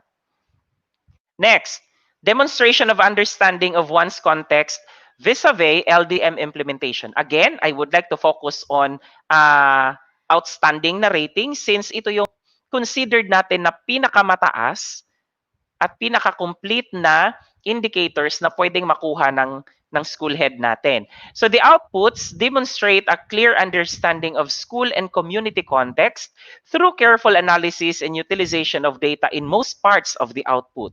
Like for example, yung mga stakeholders natin, yung teaching and non-teaching personnel, parents, community leaders, and learners, kinukonsulta ba sila? Were their consultations done? Kinausap ba? Tinanong ba? Hiningi ba yung mga opinions nila? So yan. For the language and overall presentation of the output, the ideas are expressed in clear, coherent, and appropriately worded language with no errors in structure and or writing conventions. Yung subject-verb agreement natin, yung grammar natin, yan, 15%. And of course, the timeliness of submission. The output or outputs are submitted more than 3 days ahead of the deadline. So kung sinubmit ninyo yung portfolio ninyo 3 days before the deadline, automatic may 5 kayo, may 5% kayo I mean 5 na rating for the timeliness of submission. But then again, just like what Dr. Kurt had mentioned a while ago, even if you were able to get a 5% for the timeliness of submission, but the content of your portfolio doesn't give you the highest of the ratings, then it would still be in vain. So dapat ano siya, vertically aligned, okay? Dapat content is 5, yung language and overall ano nasa 5 din, si timeliness of submission 5 din. So ganon. Okay? And we have here the sample computation of the ratings. Again, sample lang po ito ha, sample. So, hindi siya realistic na ito talaga yung output na sinasabi. So, for example, we have here understanding of the LDM materials, may 4. Understanding of context, there is also 4. Language and overall presentation of the output is 5. Timeliness is 5. And we have here the weighted average of 4.20 multiplied by 40% for the weighted average. Remember na yung rating per output, yung total niya is 4.20. Galing po yan dito. And yung weight niya, ang weight is 40%. So, ang 40% ng 4.20 is 1.68. Now, for school heads, do not worry regarding the computation because yung Excel na format natin for this, naka-formula na siya. Ang instruction ko lang po, wag nyo pong baguhin yung mga spreadsheet natin. Wala po kayong babaguhin, wala po kayong idadagdag, at hindi nyo rin po mababago yun kasi nakalock na po siya. Ang gagawin nyo lang po, simply input or enter the scores for the teachers. I mean, for the school heads. Ha? Lock leaders, ganun lang po ang gagawin ninyo. I-enter nyo lang po yung scores ng bawat school head. Okay? Walang ibabawas, walang idadagdag, walang babaguhin. Plainly, i-input nyo lang po ang score. Now, we have here the descriptive rating. Kung yung rating is 4.5 to 5.00, that's automatic outstanding na lalabas din ang descriptive rating. No need to manually type the descriptive rating because automatic, lalabas din po doon ang descriptive rating ng bawat rating ng bawat school head. So kung 3.50 to 4.499, very satisfactory. 2.5 to 3.499, that's satisfactory. 1.5 to 2.499, that's unsatisfactory. And 1.00 to 1.499, that's poor. So, ganun lang po siya kadali. Okay? Yung medyo mahirap lang na gawin dito is yung scoring or yung rating ng bawat output. Okay, so ano pang meron dito? Sige, dito tayo sa sa Certificate of Participation and Certificate of Completion. For school heads, a participant gets a certificate of participation when he or she gets an overall descriptive rating of at least satisfactory or final rating equivalent to a higher than 2.500 for part 1 para sa theoretical part, modules 1 to 6. If a participant gets a rating below satisfactory, the coach assigned to the LAC may conduct a validation in coordination with the LAC leader. So, ganun po ang mangyayari. Kung sakaling hindi man umabot sa 2.500 yung score ni school head, gagawa po ng validation in coordination with the LAC leader, yung coach na assigned sa bawat LAC. So, validation may be done by looking at the outputs or interviewing the participant and his or her colleagues as may be deemed necessary. So, validation ang gagawin. Once validation and agreement have been made by regional office and central office and external partners, partner coaches, NAIAP-R facilitates the issuance of the certificate of participation signed by the regional director. That is for the certificate of participation. Now, for the completion, the same din po. Dapat naka 2.500 kayo na rating na may descriptive rating din na satisfactory. Otherwise, kung hindi nyo po yan makuha yung 2.5 na yan, hindi po kayo makakakuha ng Certificate of Completion and Certificate of Participation. Okay? So I think that is clear.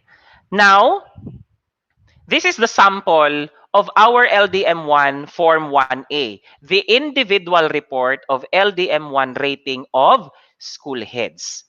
Now, let me change the presentation.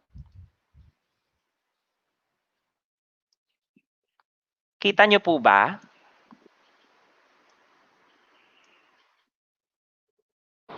Yes, Okay. sir.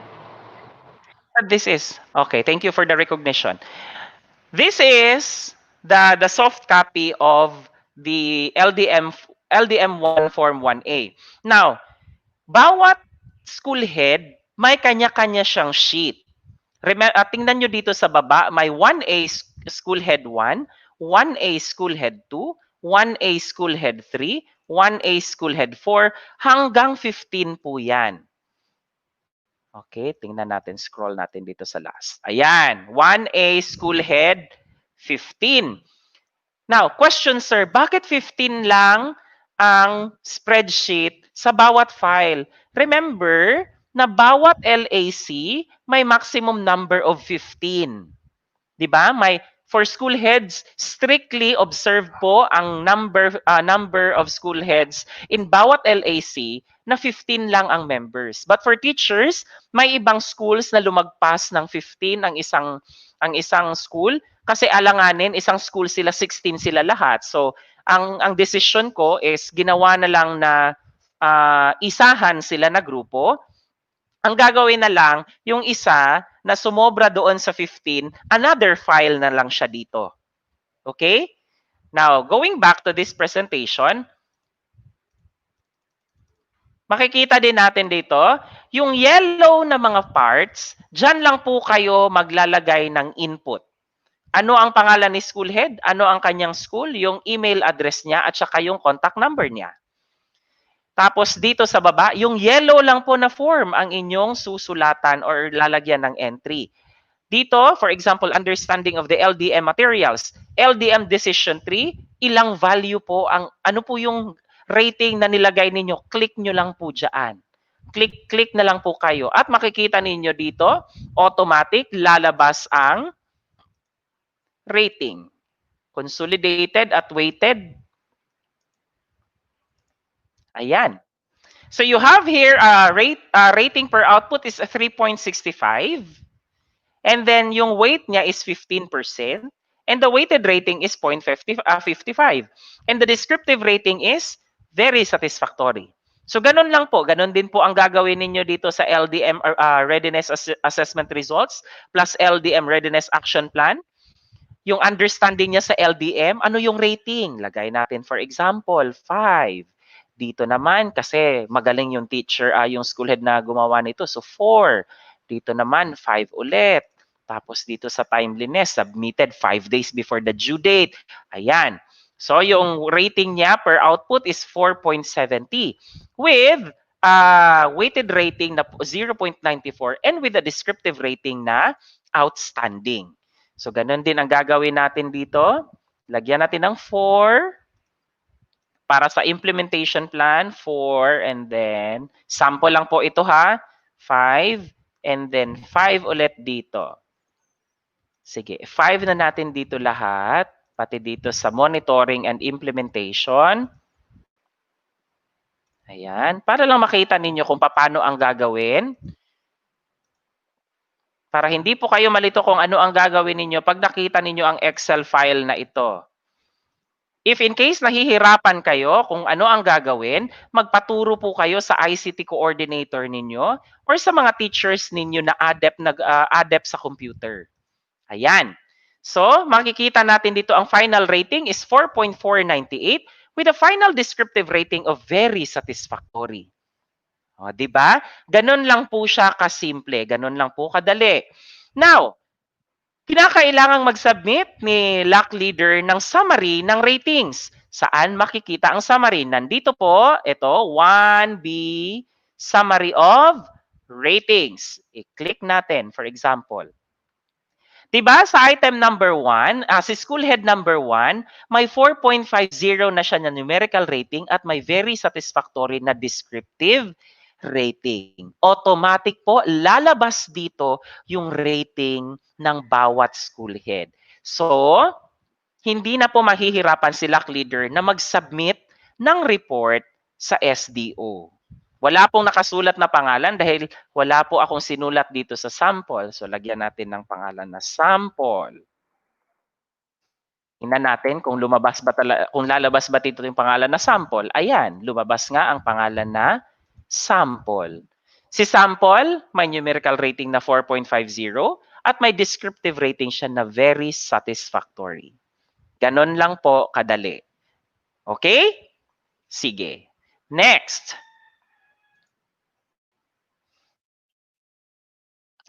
Ito yung mas malakihang itsura ng LDM1 Form 1B, yung Summary of Ratings for School Heads. Similarly, ganito din po ang makikita ng mga LAC leaders sa ating mga schools. Magkakapareho lang po sila ng mga itsura, magkakaiba nga lang yung rating. Ayan. So, na-explain ko na to kanina sa inyo. So, ayan. Punta naman tayo. So that would end my presentation with LDM1 evaluation forms for school heads. Okay? May mga questions po ba sa mga school heads natin na nanonood? If in case may mga comments po kayo or questions, sulat nyo lang po sa comment section dyan sa baba. Pagkatapos, babalikan namin mamaya sa Q&A na portion. Okay? Sige. So, thank you so much. Punta naman tayo ngayon dito sa procedure for evaluating outputs of school LAC leaders. Nasa school LAC leaders na po tayo ngayon. So, ano ang gagawin ni school LAC leader? Saglit lang. Parang may nakalimutan ako. School heads. Tapos, okay. Sige. Okay.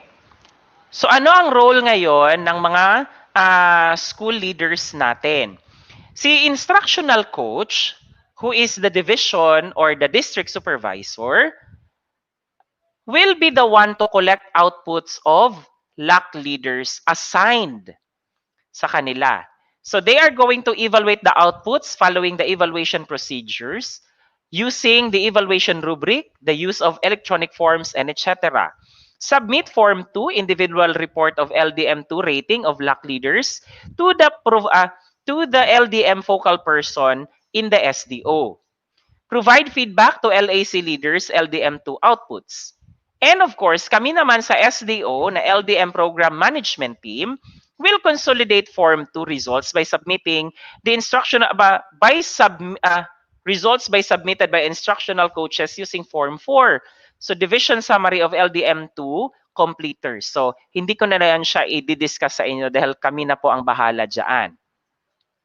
Now, we have here the summary of required outputs from teachers. Required summary of outputs. For course 1, walang output na kinakailangan for submission. For course 1, for module 1, which is the course introduction and getting started. For module 2, planning for the implementation of LDM2 for teachers, meron na siyang individual LAC group presentation of unpacking of a sample milk. Now, I would like to emphasize that every teacher should unpack at least one milk. Kung at least isa sa mga subjects na meron siya. Dapat bawat teacher may kanya-kanyang output ng unpacking. And yung output niya ng unpacking, dapat isa-isa din po silang mag-present. Doon sa LAC nila, sa Learning Action Cell nila na session. Sa bawat LAC session ninyo, see to it that all teachers will be able to present. Because if not, hindi po sila makakakuha ng malaking score for the rating. Dahil nakasulat po doon, record of presentation and record of sharing ng output ninyo for the unpacking of the sample na milk.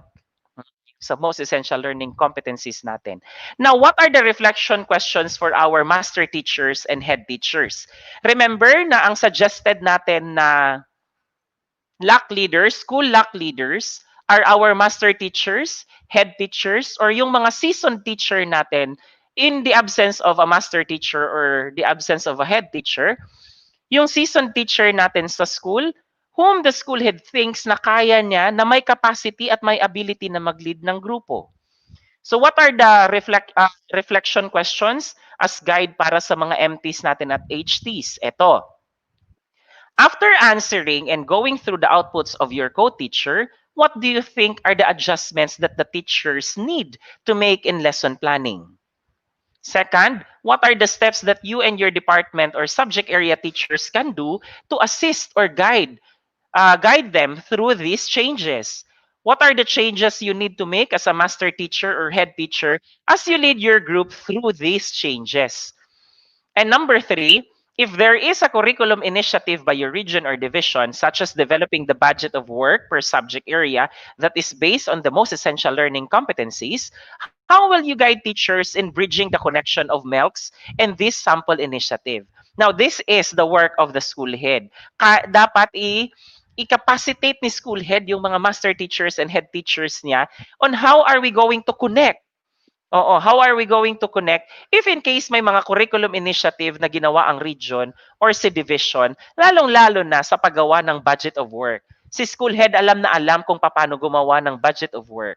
And even some of the teachers are doing budget of work. Letter B, reflection questions for school heads. What are the concerns of our teachers concerning unpacking of milk and integrating milk in our lesson? Sa mga nakapanood nung aming ginawa na supplementary video for the unpacking of milks, ang sabi namin doon, titignan ni teacher yung competency, yung curriculum guide. Competency doon sa curriculum guide. And titingnan din niya dito sa milks.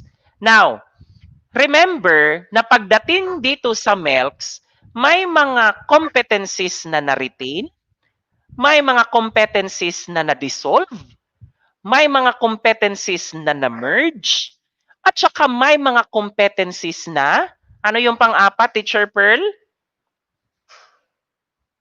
Tatlo lang, sir. Merge, retained, No, there are and drop. 4. No, we have fused. Okay. Yes, Diba? sir. May fuse tayo. Yes, po. Yes, po. Kinalimutan mo ha? Sige. Go, We have- Pearl. there are competencies that are also fused or ayun nga, na-merge. So may merge, may retained, may drop, at saka, tama ba? Or ako yung namali? Parang pareha Yung lang po merge and fuse, sir, same terms lang po. Same meaning, Kaya different nga, terms. no? Oo. So, sige, say for example, baka ako nga yung nagkamali, hindi ko maalala ng maayos. So, may tatlo tayong categories doon. So, bakit ngayon i-compare natin si curriculum guide at saka si MELCS? Kasi po, dapat maintindihan natin kung anong competencies na meron doon sa curriculum guide na nandito ngayon sa MELCS. Kung na-retain ba siya? Na-drop ba siya? Or kailangan ba siyang i-enhance? Yun yung gagawin ninyo. So yung mga nandito na competencies sa MELCS, ito po yung i-unpack ninyo. I-check ninyo kung yung mga most essential learning competencies ba na nakasulat, i-retain ba natin siya as is? Or may enhancements ba tayong gagawin? So ganun po. Para hindi na po humaba yung discussion natin dyan, please watch our supplementary video on that. That's available in our Facebook group. And that can also be found in our YouTube na channel. Okay, now for lesson 3A, lesson design and assessment in the modalities. So List of targeted learning interventions plus the learning tasks for distance learning plus assessment methods in distance learning. What are the reflection questions for MTs and HTs? First, how can this list of interventions help the teachers teach better in the new learning delivery modality? Why is it important for every teacher in your team to have them? Second, what are the challenges in developing learning tasks in the distance learning environment? And what key competencies would you need to assist teachers in? And then third, what is the difference in assessing students in between traditional and distance learning modalities? And how can you guide teachers in bridging these gaps? So ganun po ang reflection questions na gagamitin ng MTs at saka HTs natin. Now for school heads, what are the uses of this list of learning interventions, learning tasks, and assessment methods to the teacher's lesson? And second, what are your tasks as their school's instructional leader so they can develop better lesson design and assessment? So dapat alam niyo ito school heads para may maibigay kayo as instructional leader. Now, for the weekly home learning plan for one subject, for MTs and HTs, what makes the weekly home learning plan essential to the process of teaching and learning in the new modality? What are the essential elements of the weekly home learning plan will you need to look for? And for the school heads naman, what are the characteristics of a natabunan. Good weekly home learning plan. How will you know if these weekly plans are executed well? And what do you need to do if there are teachers who cannot execute their plans well? Ito yung basihan ng technical assistance ninyo and the implementation of your technical assistance. If in case tapos na kayong gumawa ng technical assistance plan, please do the necessary adjustments in order for you to address concerns under this reflection ng mga questions. Second, what do you need to look for in the teacher's lesson plans, weekly home learning plans, to know that they are designed well? How can you help the teachers who finds it difficult to develop well-designed lesson? Ayan. And then, individual learning monitoring plan for a student who lags behind in completing the learning tasks. Yung mga naiiwan na mga bata dahil medyo nahihirapan na mag-cope sa dami ng mga tasks na ginawa nila or for some other reasons. So, as a master teacher, head teacher, how can you help the teachers in assisting the students who are lagging behind? Now, MTs and HTs are considered the highly proficient, di ba? So, expected kaya nga kayo tinawag na master teacher dahil expected of you na mas nakakaalam kayo kung ano yung mga dapat gawin in addressing concerns like this, who's like students who are lagging behind. Second, if all measures have been exhausted by the teachers and still a certain set of students are still not performing well with the new learning modality, what are the steps you shall take to guide teachers in addressing this matter? So coaching and mentoring po tayo dito. Letter B, reflection questions for school heads. How can I assist the teachers who have students who are lagging behind in their lessons? What are the steps we need to do to help these students learn their lessons better and ensure the quality of learning? So that's for school heads. Now, for the accomplished LR rapid assessment tools with reflections, we have reflection questions for MT and reflection questions for school heads. I will not go through them one by one anymore since the soft copies of this presentation will be given to you and they are actually self-explanatory. So I will just directly proceed here to the evaluation rubric for outputs of teachers. So yung demonstration of understanding of the LDM training materials or inputs, that's 50%. So kung titingnan natin ng maayos or ng maigi, pareho lang po sila ng percentage doon sa ating mga school heads. So meron din po tayong 4 indicators dito. Convey excellent understanding of key concepts and processes in each LDM. Show integration of the LDM inputs through evidence-based outputs. demonstrate novel connections, ideas, or perspectives on the LDMs, and the information required from each output is complete and concisely presented. Again, I am focusing my discussion on the highest rating possible a teacher can get dahil ito po yung pinaka may kompleto na mga indicators. All the rest na indicators na meron dito sa 4, 3, 2, and 1, those are self-explanatory. Demonstration of understanding of one's context vis-a-vis LDM implementation, we have 30%. Again, the outputs demonstrate a clear understanding of school and community context through careful analysis and utilization of data in most parts of the output. Example, yung stakeholders natin, teaching and non-teaching personnel, parents, community leaders, and learners were consulted. Ayan, so that's 30% pag 5 siya. And then language and overall presentation, again, ito yung mga grammar natin, subject-verb agreement natin. Ayan. And then timeliness of submission, 3 days ahead of time or ahead of the deadline, automatic may 5 kayo. So this is the sample. We have here a sample computation of the ratings. So just like what I have mentioned a while ago sa ating mga school heads, ganoon din po ang gagawin ninyo.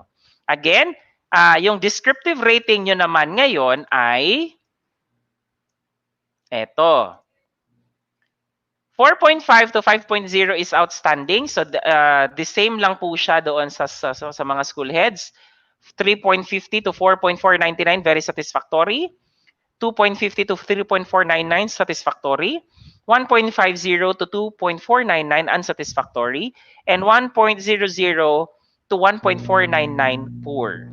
Again, sa form po natin na Excel, automatic po lalabas ang descriptive rating ninyo doon. And automatic din po na mag-generate ng weighted rating at weight per output ang bawat teacher. So we have here a sample. Pakita ko lang sa inyo ha saglit. Teachers. Nasaan na ba yun? Instructional coach. LDM coach.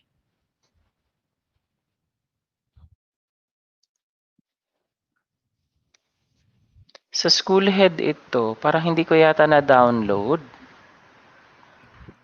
LDM coach. Tapos, instructional coach. Sige. I-take na lang natin na sample itong Eto. Parang hindi ko yata siya na-download from the link.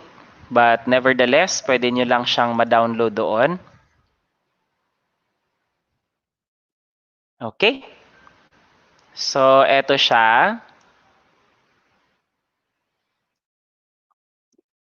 Instructional coach, itong sample na pinapakita ko sa inyo ngayon. Don't worry because it's just similar with the process na gagawin for school heads. Again, si instructional coach 1, ito yung table na pwedeng i-input ng rater. Like for example, ito yung understanding of LDM materials niya. Kung ilang rating ang ilalagay, ganun din po. 1, 2, 3, 4, 5. And automatic po, magbabago ang kulay ng cell kapag may entry na siya. So si instructional coach number 2 naman, andito po. Instructional coach number 3, andito po. At yung spreadsheet natin, hanggang 15 lang po siya. Kasi nga, in one LAC, expected na there are 15 members sa bawat LAC. So, the same po sa process kanina na pinakita ko sa inyo kung paano gagawin ni school head yung rating para sa kanyang mga, ni LAC leader para sa mga school heads. So, automatic din po mag-generate ng summary for ratings dito sa form 3B. Okay? So, ganon lang po siya. And then, For the issuance of certificate and certificate of participation, ganun din po ang mangyayari sa mga teachers. Dapat umabot ng 2.500 or may satisfactory na rating, descriptive rating para mabigyan ng certificate of participation at saka certificate of completion. 2.500 or may descriptive rating na satisfactory. Okay? So we have here the sample form of LDM2, Form 2A, individual report of LDM rating of LAC leaders. So ayan, may LAC leader 1, LAC leader 2, LAC leader 3 hanggang 15. Individual po yan. And again, itong 2B summary of ratings, automatic po, magge-generate siya dyan ng consolidated output, consolidated na rating sa lahat ng entries ninyo from LAC leader 1 hanggang to LAC leader 15. Okay? Klaro ba, teachers? Medyo mainit na dito sa posisyon ko. Yes, sir. Very good. Clear. Questions so far? Sa inyo na nandito sa stream natin? So far? So far, so good? Wala, sir. Or hindi na kayo Yes, makapagsalita? Ha? Okay pa ba tayo dyan? Okay, sige. Yes, Very good. po. It's very clear Now, na po. we have here, for instructional coaches, the same procedure pa rin po ang mangyayari sa inyo. Nandito na din po ang weight ninyo, ang weight per module at per output. At nandito na din po lahat ng guide questions ninyo in rating the output of our, para kanino nga ulit ito? Sa instructional coaches natin. Ayan.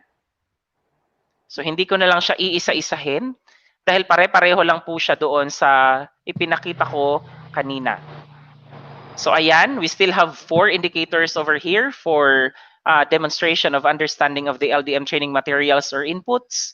We also have 30% for demonstration and understanding, 15% for language, and 5% for the timeliness of submission.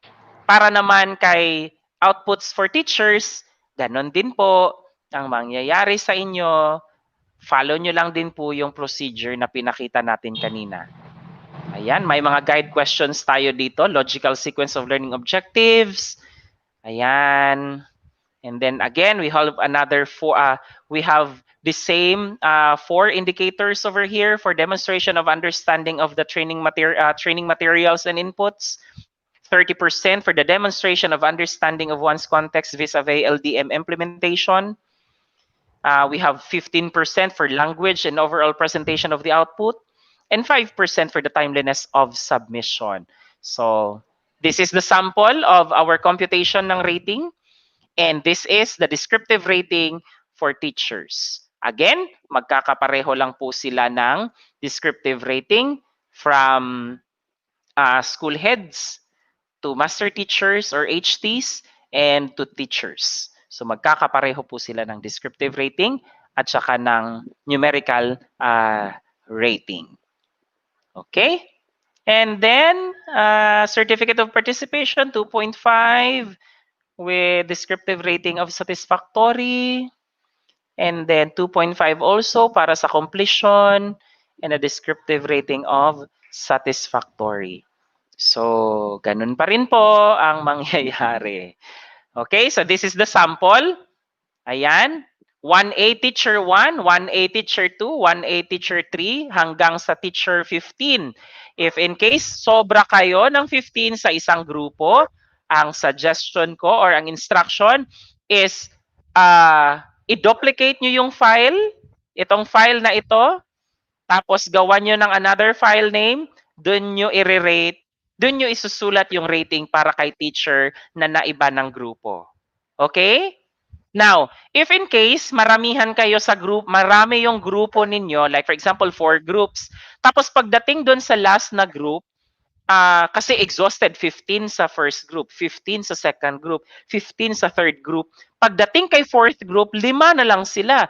I suggest na i-distribute ninyo yung iba na nandoon sa groups 1, 2, and 3. Para naman madagdagan si group number 4. So equal distribution ng groupings if in case hindi ganoon ang ginawa ninyo. Okay? So ganun po siya. And then, automatic po, magge-generate ng 1B summary of ratings yung form natin. Ito naman ang district summary of LDM completers ng mga teachers. May form 4 po tayo na summary sa district. So ang gagawin naman dito, makikita natin ang entry. Para hindi ko yata na-download yung form 4. Okay. Dito sa district, isusulat dito yung school ng teacher, yung name ni teacher, yung numerical rating ni teacher, at saka yung descriptive rating ni teacher. And then, ganyan po ang gagawin hanggang sa pinaka-last na member ng district. Oo. Because this is a district summary of learning delivery modalities course 2 for completers para sa mga teachers. Ito po ang isa-submit gaya ng nasabi natin kanina. Ito po ang itra-transmit natin going to central office. Now, teachers, please take note that after completing the course, you will receive CPD units. And those units will be used for the renewal of our PRC license, Professional Identification Card, or our PIC. If ever na may mga teachers na medyo sa kasama nyo sa grupo na medyo nahihirapan, tulungan nyo po, you finish as a group, see to it na wala pong maiiwan sa grupo ninyo. You help each other since kinakailangang i-fast track natin yung implementation ng ating course because our deadline is getting near. Later, we will discuss that one kung ano yung deadlines natin. Okay? So, ayan. I think masusundan na ninyo ngayon kung ano yung procedure sa submission ng mga documents. Oo, ng documents ninyo. Now, I have a question. Sir, isa-submit yung documents, hard or soft copy? Now, kung ako si LAC leader, may 15 members, there are 15 members in my LAC na group. So, ika-15 ako. Imagine yung bulk kung hard copies yung itatransmit sa inyo. Medyo mahirap po iyon. Yung suggestion ko, si teacher, bawat teacher, gagawa ng hard copies. Because yung hard copies ninyo ng portfolio ninyo will be part of your MOVs in our IPCR. Remember that our performance cycle will be done at the end of sa ating performance, the entire performance cycle, makikita po doon na kinakailangan nating mag-provide ng mga MOVs natin for our claim ng ating rating. Now, your LDM Course 2 portfolio will serve as your evidence and your attachments for your IPCR. Now, going back to the question, hard copy ba sir or soft copy ang ibibigay kay LAC leader? Ang instruction is ganito. Si teacher gagawa ng hard copy. Yung hard copy, gawa niya ng scan niya or i-picture niya or i-PDF niya na form. Tapos, ilagay niya lahat naka-folder under her name.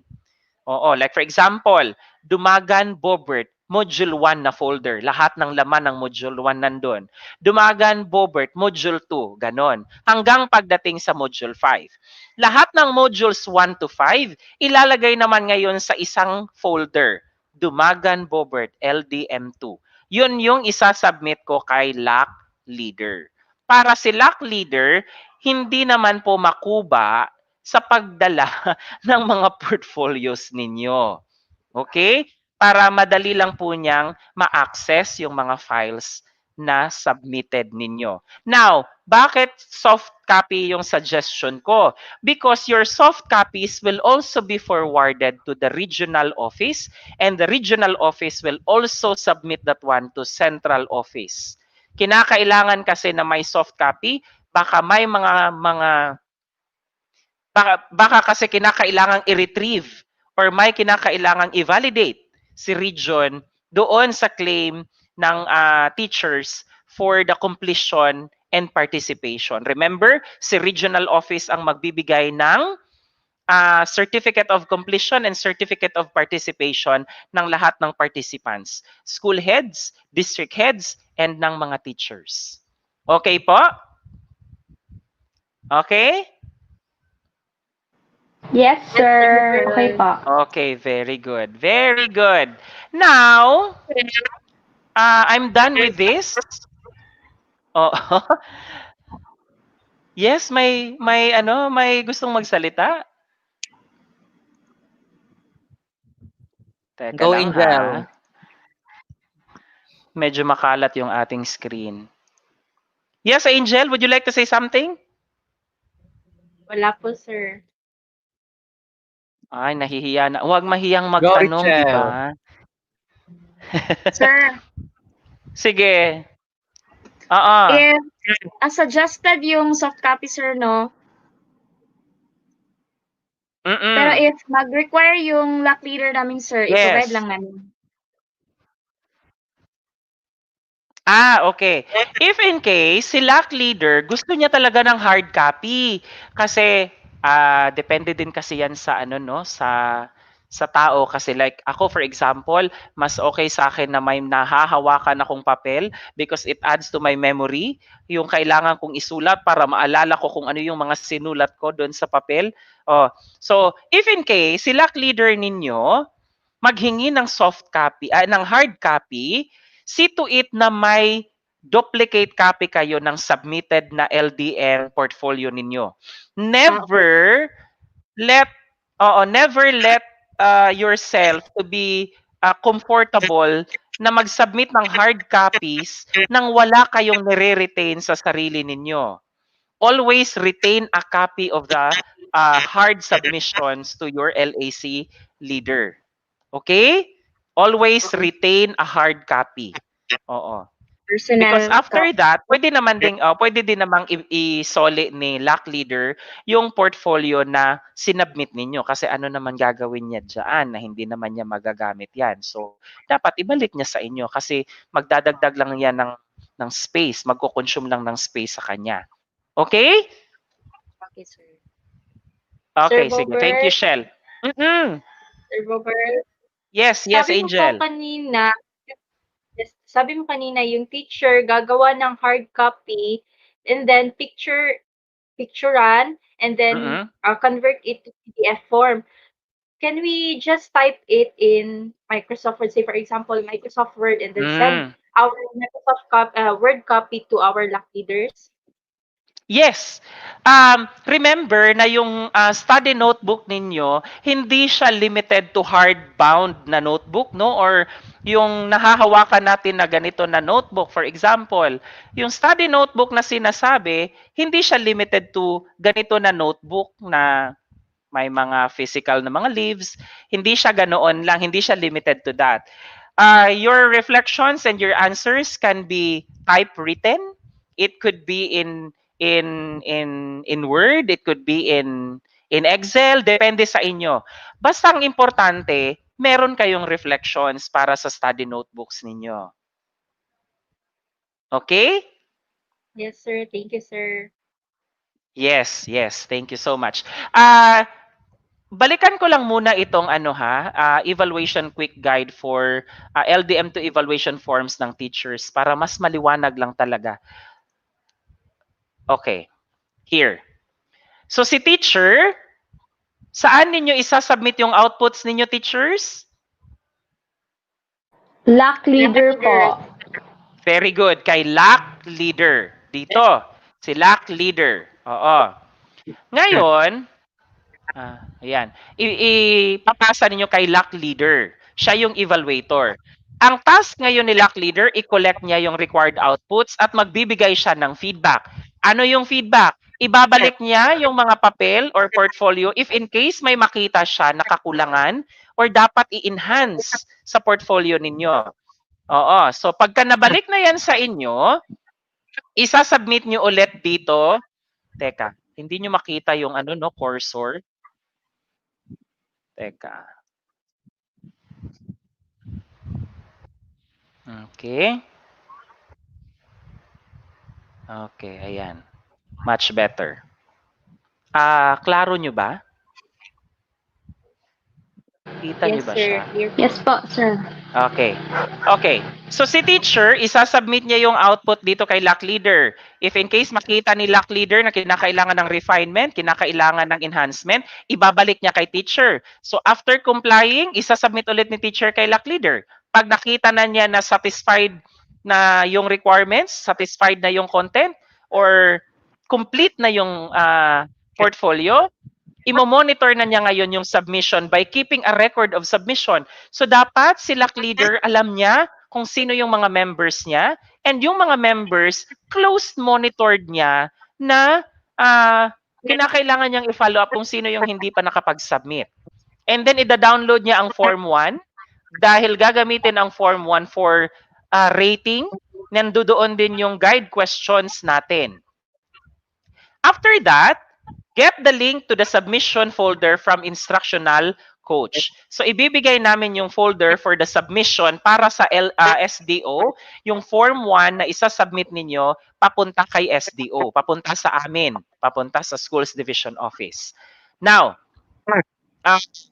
hindi ko na i-explain sa inyo yung procedure ng SDO, LDM PMT4 manager dahil sa amin na iyon. Basta maliwanag lang sa inyo teachers kung kanino at sino ang magre-rate ng folders ninyo, kanino isa-submit at sino ang magre-rate ng folder ng portfolios ninyo. Okay? Okay, sir. Sir, may question ako, sir. Yes, go. Yung pag-evaluate po sa timeliness na part, sir, yung polished output na, sir, or yung, for example, may mga enhancement pa na ibabalik ng lock leader? Yung polished output or yung Yes, draft? polished output na. Polished na. Yung kabuuan na siya, Richelle. Yung first submission would not mean na submission na yun yung pagbabasihan. Pagbabasihan for the timeliness. But kapag sinabi natin na timeliness kasi, that's the whole package. Yung kabuuan na. So kinakailangan na magbigay kasi ang goal dapat dito ni lock leader, lahat ng members niya, as much as possible, outstanding or nasa very satisfactory. Dapat i-target ni lock leader na walang mafo-fall behind. Wala dapat members na mag-score ng below 2.5. Kaya kinakailangan niya na magbigay ng feedback. Dapat may mechanism siyang gagawin for the feedbacking and for coaching para mas ma-improve ni teacher yung kanyang output. Kasi yun din po yung nasa PPST na standards, 'di ba, na strand ni master teacher na dapat hihilahin niya yung mga kasama niya na mga teachers na umangat dahil performance niya yon. If in case na yung mga members niya hindi nag-progress, ibig sabihin affected yung performance ni master teacher at saka ni head teacher. So dapat lahat umangat. So ganun yon. And then ayan, maliwanag na ba sa inyo teachers kung kanino isa-submit? Yes, sir. Kay lock leader. Yes, sir. Yes, very good. Now, punta naman tayo dito. Yes, thank you. Ayan, si school head. Si school lock leader. Si school lock leaders, kanino magsasubmit ng output? Isa-submit kay?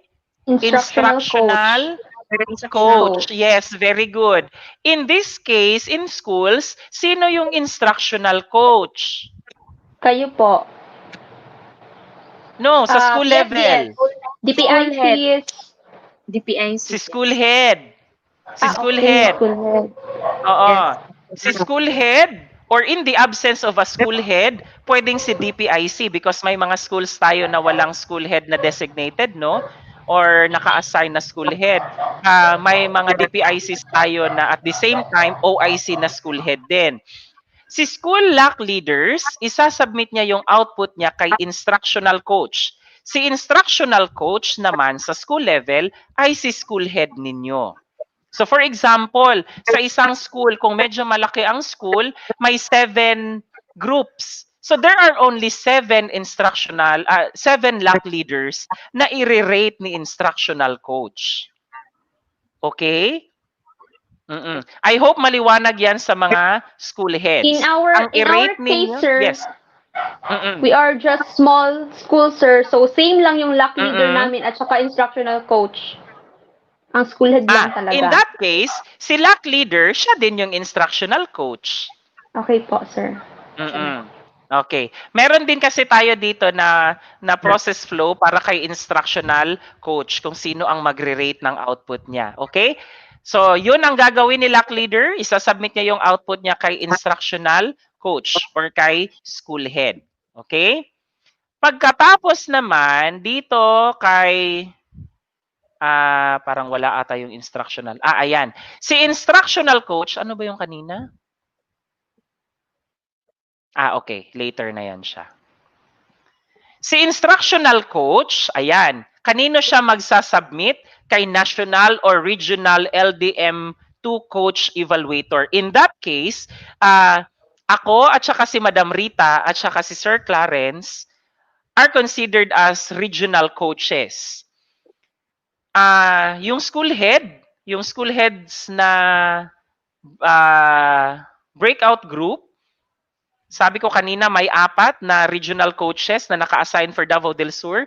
We have Miss Liza Birandoy. We have myself. We have Madam Rita Rillanos and Dr. Clarence Pilirin. So kaming 4 yung regional coaches na assigned sa mga instructional coaches. So yung mga instructional coaches natin, yun yung i-rate namin. So bawat isa sa amin na mga regional coaches, may 5 instructional coaches kami na i-rate. Si instructional coaches naman yung magre-rate ng mga members niya sa schools, sa school heads doon sa LDM course 1. Okay? Ayan. So I think that's clear now. Okay? Etong procedure for organizing.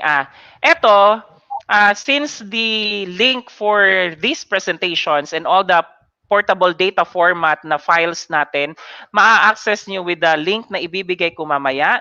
Pakibasa nyo na lang po itong procedure for organizing the LDM2 folder sa level ninyo. Dahil kami naman po sa SDO, sa division, didiretso na lang po kami sa link na ibibigay para kung saan ninyo ilalagay yung mga folders ng bawat school. Okay? So thank you so much. Now, teka ha. Stop sharing muna ako. Okay, question so far. Meron ba kayong mga tanong? Wala? Sir, may tanong Kasi balik dito. tayo dito sa yes. Basahin ko ha. Where can we download the copy Yes, of the Kirky, LAC please. evaluation procedure or teacher evaluation procedure, sir, so we can have a basis for making our portfolios? Yes, very good. I am going to post the instructions sa ating Facebook group, private group, para makita nyo doon, ma-access nyo diretso, click nyo lang yung link. So, ipopost ko later after ng ating session. Okay? Sige. Do we still have other questions there, Kirky? No more, sir. Sige. I am going to present here some of the frequently asked questions also. Baka they also have the same question, no? So, ayan. We have here question number 1. Are the newly hired teachers who were appointed this November 2020 required to comply with the LDM2 outputs also? since there are only a few of them and they are assigned in different schools, am I going to organize them into a LAC group and assign LAC leader and an instructional coach also? So this question is coming from a school head. The answer to this is yes. They need to take the LDM2 course to guide them this school year. So the deadline to submit outputs may be different from the rest of the teacher participants. Kasi yung mga, like for example, yung iba na late na na-appoint this year or yung iba naka-run through na ng ating LDM course 2. So medyo mauuna sila with their outputs. So yung mga teachers natin na na-appoint for later na hindi nakasali sa rollout natin for the LDM course 2, may ibang deadline sila. I-consider din naman natin kasi kawawa naman sila, hindi sila nakasabay during the rollout. And then organizing them into a LAC is optional, depende na yon. We can assign master teachers or head teachers from their assigned school as their mentor for LDM2. No need for an instructional coach. I-one-on-one mentoring or coaching na lang siya para hindi naman hindi din sila malag behind. Next question. Should the portfolios of teachers on LDM2 be submitted as well aside from the required outputs per module? Ito yung sinabi ko kanina. Soft copy of LDM outputs may be uploaded in the SDO in a separate Google Drive folder that can be accessed if needed. Just like my instruction a while ago, kinakailangan na may soft copy ng mga portfolios ninyo because from time to time, baka kinakailangan naming i-pull out or kinakailangan i-retrieve or kinakailangan i-access if necessary. So, ganun po siya dapat. Next.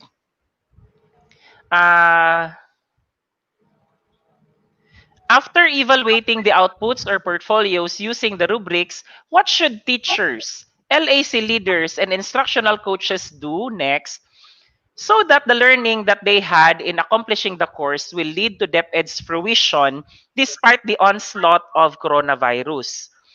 Ito po ang pinaka-importanting gagawin ninyo. You are going to analyze the evaluation results. Analyze the evaluation results. After analyzing the evaluation results, identify the outputs that they need assistance on. Identify the outputs they need assistance on. Meaning to say, tingnan nyo po kung saan nahihirapan yung mga teachers ninyo at nangangailangan ng technical assistance. Because these outputs are what they are going to do in the LDM implementation. Hinumdumi ninyo nga kaning atong gihimo karon, theories pa lang ni siya. Kaning mga theories nga atong gipang-discuss diri, i-implement nato ni sa implementation phase. Okay? So that is why the outputs are what they are going to do in the LDM implementation. Next question. What if a DepEd colleague does not want to comply with the requirements? Meron bang ayaw mag-comply? May mga teachers ba na ayaw mag-comply? I don't want to think of that way, no? Walay gusto mag-comply. Basically, if si teacher hindi siya nag-comply, hindi siya makakatanggap ng certificate of participation, hindi siya makakatanggap ng certificate of completion.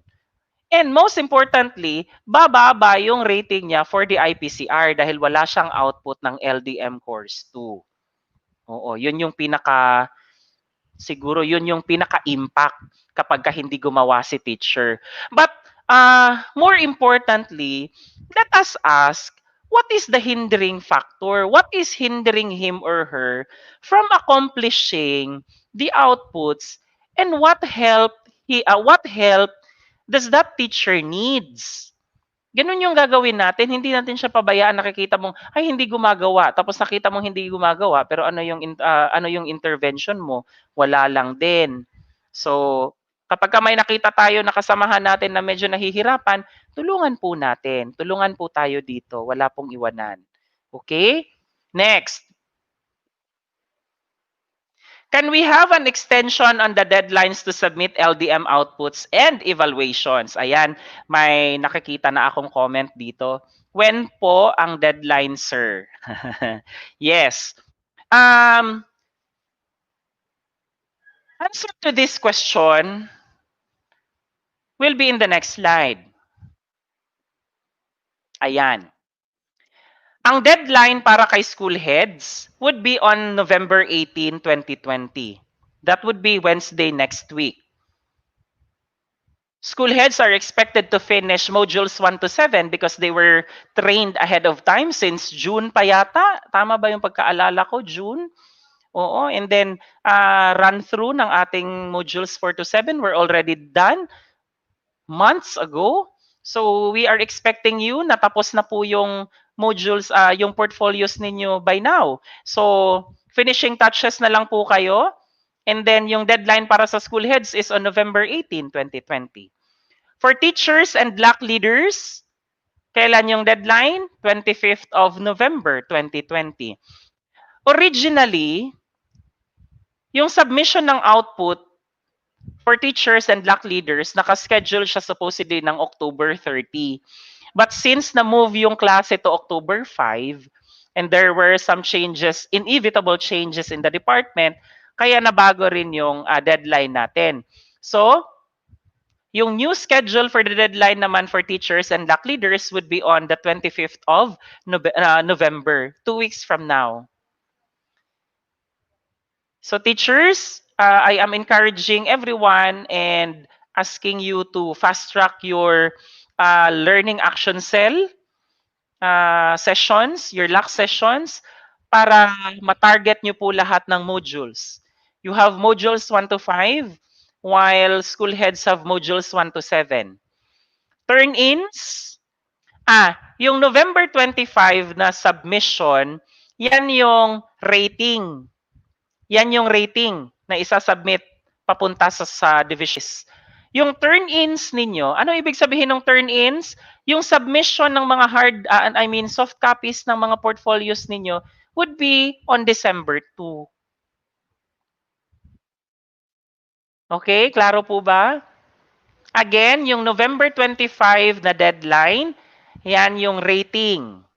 Dapat naka-rate na tayo by November 25. Yung turn-ins ng soft copies ng mga portfolios ninyo will be on December 2. Pero kung si teacher kaya na niyang tapusin lahat before the 25th, walang problema. Kasi pwede namang i-rate ni LAC leader yung portfolio kahit hindi pa siya naka-soft copy ang portfolio. Like for example, yung question kanina ni Teacher Richelle, what if si LAC leader gusto niya ng hard copy? Okay, so ibigay mo yung hard copy. After ma-rate ni LAC leader, see to it na ibabalik ni LAC leader yung hard copy ng portfolio mo para ma-scan mo and then ma-turn in mo by December 2. Yung turn-ins na gagawin, ang gagawa po niyan ay si LAC leader. We will have a separate instruction for that para guided po kayo.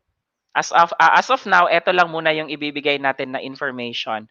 For the submission and for the turn-ins, we will issue a memorandum on this effect. Okay? Now, do we still have questions from our Facebook Live audience? Facebook Live audience?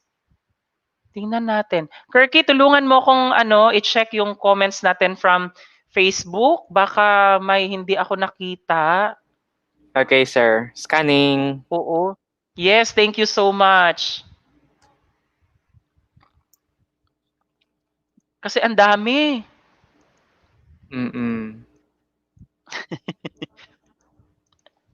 I hope teachers, you were able to understand our inputs kasi paminsan-minsan ako personally nawo-worry ako kasi ang dami naming ginawa ng mga supplemental videos. Wala pong nagpo-post ng mga questions doon sa comment section. So yung interpretation namin doon, siguro okay na okay yung implementation nila kasi walang question. Or naintindihan talaga. Naintindihan nyo lang siguro talaga yung inputs at saka naintindihan ninyo yung sequence ng LDM course natin. Ayan. Wala na? Parang wala na yata talaga. Wala na, pero may comment, I want ko kung ma-qualify as question. Individual Sige, learning go. plan o uban pa na plan kato gani daghan band paper magamit kana lang. Asa to dapit? Okay. Ano kaya ang ibig sabihin nito? Baka may I was thinking na reply ito sa isa sa mga comments. Ito siguro.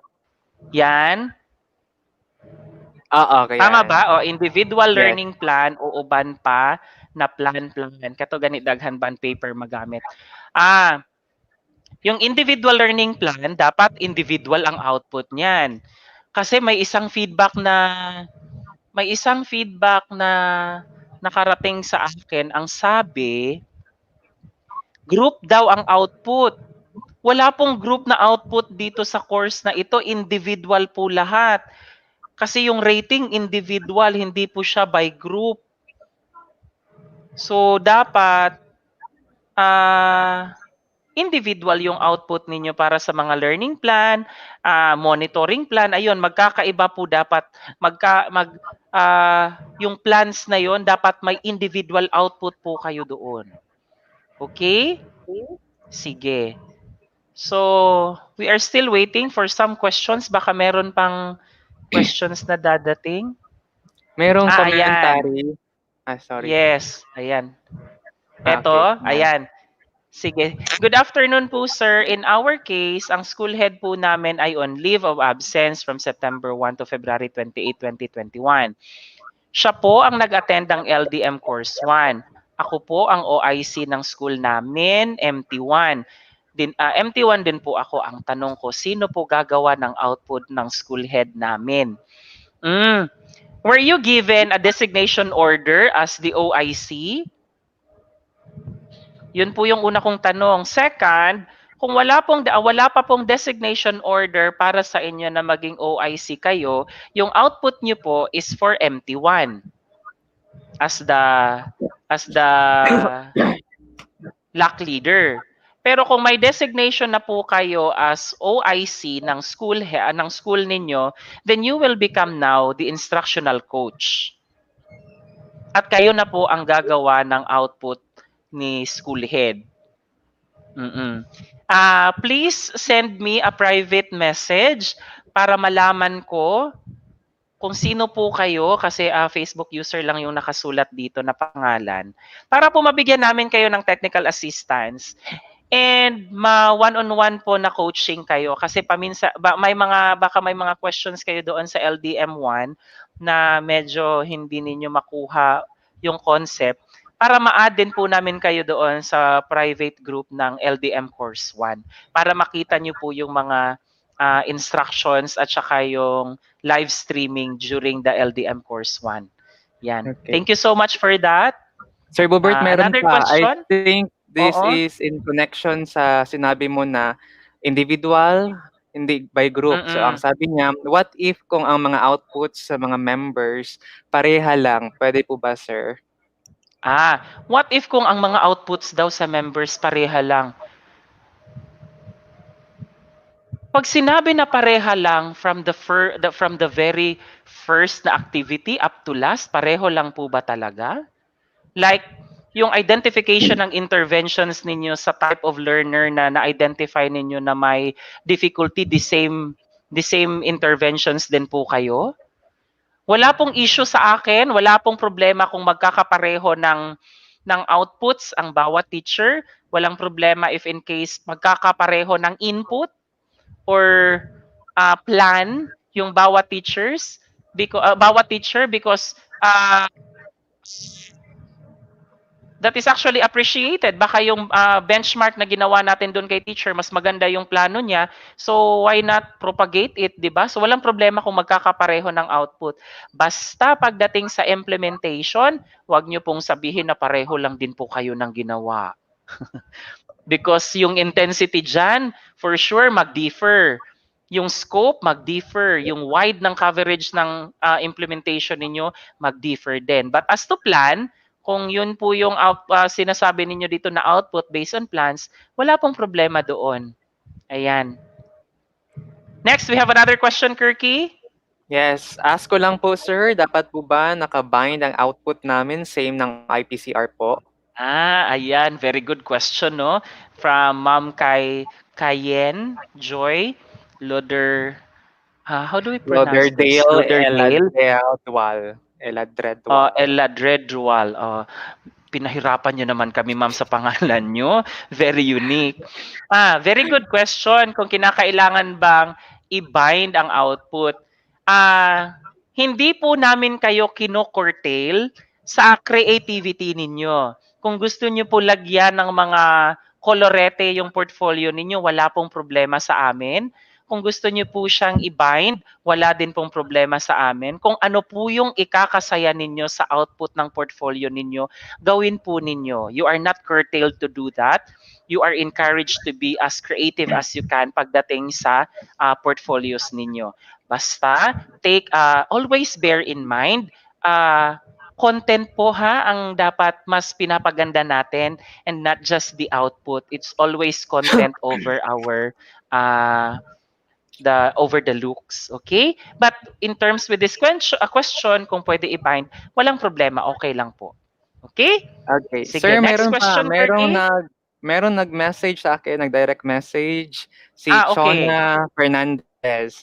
Good afternoon, Doc. Yes. Doc, dili lang ko mag-ask, maulaw ko sa comment section. Doc, among output, amo ang i-bind, same sa pag-bind sa field study namo during college. I think answer na. Oo. Na-answer I na. think we were able to address that question. Again, reiterating our instruction, you are not curtailed to be as creative as you can pagdating sa portfolio ninyo. Yes. Basta ang So pinaka-importante, yung laman po ng portfolio ninyo. Okay, next question, Itong sir. question natin na sa screen. Yes, Kirky, please do. Good PM, sir. Sir, may chances po ba na ma-extend ang deadline to last week of November?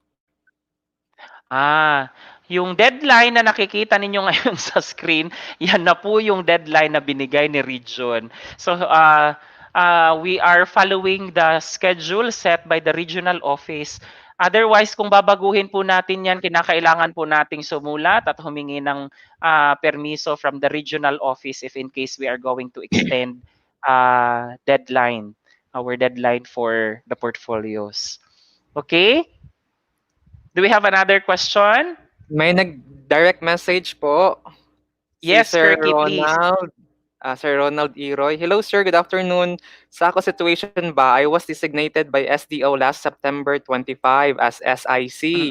Paano ang output sa senior high school since yung previous po na senior high naka-attend ng LDM course? Sir, since you are now the designated school in charge of Patulangon Elementary School, you really have to perform LDM Course 1. Lipat po kayo doon sa LDM Course 1 natin na private group and send me a private message. Hindi ko pa nakakita kasi yung cellphone ko ngayon because medyo busy tayo dito sa pagmaneuver ng ating interface for the streaming. PM po kayo, sir, for technical assistance kung paano natin pwedeng i-atake, kung paano natin papaluin yung target natin for you to hit the for you to hit the goal. Parang ito yata yung question, no? Ayan, nandito pala. Yan. Ayan. Yan, sir. Sige, sir, ha, i-PM niyo po ako or si Madam Rita. The same question na siya. The same. Another question here. Okay, meron pa. Isa lang ba dapat ang lock leader, sir, for the entire LDM2 or lahi-lahi kada module? Lock leader will remain as one. Hindi magbabago ang lock leader. Si lock leader sa entire duration ng modules, ng course pala, isa lang. Pero kung yung nire-refer ninyo na facilitator ng bawat module, pwedeng magkakaiba yung facilitator. Because that's also capacitating teachers in the level of the in school operations. Now, nakakaumay din ba ya no nga magsige lang tan-aw sa ato ang leader nga maoy mag-discuss from modules 1 to 5. Pwede po na magkakaiba ang facilitator in every module, pero isa lang po dapat ang LAC leader. Okay po? Sige. Next question. Ayan. What if kung ang mga outputs sa mga members, okay, pareho lang. Yun na pala yung question kanina. Ito, another question. Ask ko lang po, sir, dapat po ba nakabind ang output namin sa, ayan. Tapos na po yan, sir. Oo. Ulit-ulit, ito na talaga yung mata ko. Ayan, last week. Parang wala nang question. Ito, si Ma'am, si Ma'am Elona. Good PM, sir. Please extend ang deadline po. Ma'am, it's not for me to decide sa extension ng submission ng deadline natin. But I will lobby in our regional office, specifically kay Madam Lorna Mapinugos. I will try to lobby kung kaya pa bang i-extend yung deadline natin. But as of now, yung instruction po natin is stick muna tayo kung ano yung deadline na nakasulat dito ngayon. Okay? So, I hope you are satisfied with that answer for the meantime, for the time being, Madam. Okay? Sige. So, wala na bang questions? Parang wala na akong nakikita dito sa sa stream natin ng mga questions. Parang wala na. Wala, Yung wala mga na teachers nga, sir. natin dito na. Parang wala na, Karki, no? Yes po. Oo. So, how about yung mga teachers natin na nandito sa natin, sa stream? May mga questions ba kayo? Yeah, we would like to call in si Pearl. Wala na po, sir. How about Sir, wala po. Angel. Rachel. Wala na po, sir. Sigurado na? Yes. Oo. Yung deadline Ayan. lang sa akin. Inabot na tayo ng almost 5 o'clock. Oo. Almost 5 in the afternoon na. It's 4:53 in my clock and we are running live for about 3 hours and 7 minutes. 7 minutes. 3 hours and 7 minutes. Teacher Jason, hello and welcome again. Feeling ko medyo, ayan. Hello. Ayan. So, Parang early ka. Congratulations at nakahabol ka. Ikaw na. Yes, sir. We had actually our luck as well. Okay. Hi, Madam Rita. Hi, Madam Rita. Madam, thank you so much for being with us. I know you are very busy. You're very busy with our modules right there. And would you like to say something, Madam? Wala na. Nag-party ang neighbor ko. I cannot open my mic. Okay. Maingay dito, may party. Ay, pwede makiparty, Madam, after dito? Yeah, maingay dito sa amin. Lechon akin, Madam. We have a party around the neighborhood. Yes. Neighbor. Ganun talaga, Madam. Oo. Sige lang. So, again, for our teachers who will be watching our live stream in asynchronous mode, yung hindi nakasabay sa synchronous natin na streaming ngayon, just leave your comment in the comment section below para po ma-address namin yung mga questions ninyo. And Sir, ang again, link daw. Yes, link for the modules. Nasa comment kasi sabi, sir, ang Yung link, madami. modules. Yung kanina siguro, sir, yung mga evaluation Yes. forms. Yes. Yung link as what I have mentioned a while ago, ipopost ko po sa private Facebook group natin. Para hindi ko na po kayo isa-isahin ng pag-reply. Ipopost ko po doon under announcement na tab. Please look for the announcement na tab para mas madali nyo siyang makita. I-post ko siya doon after ng streaming natin ngayon. Okay? Sige. maraming salamat din po sa inyo mga teachers. Maraming Ayan. maraming salamat. Thank you so much. We are through with our LDM.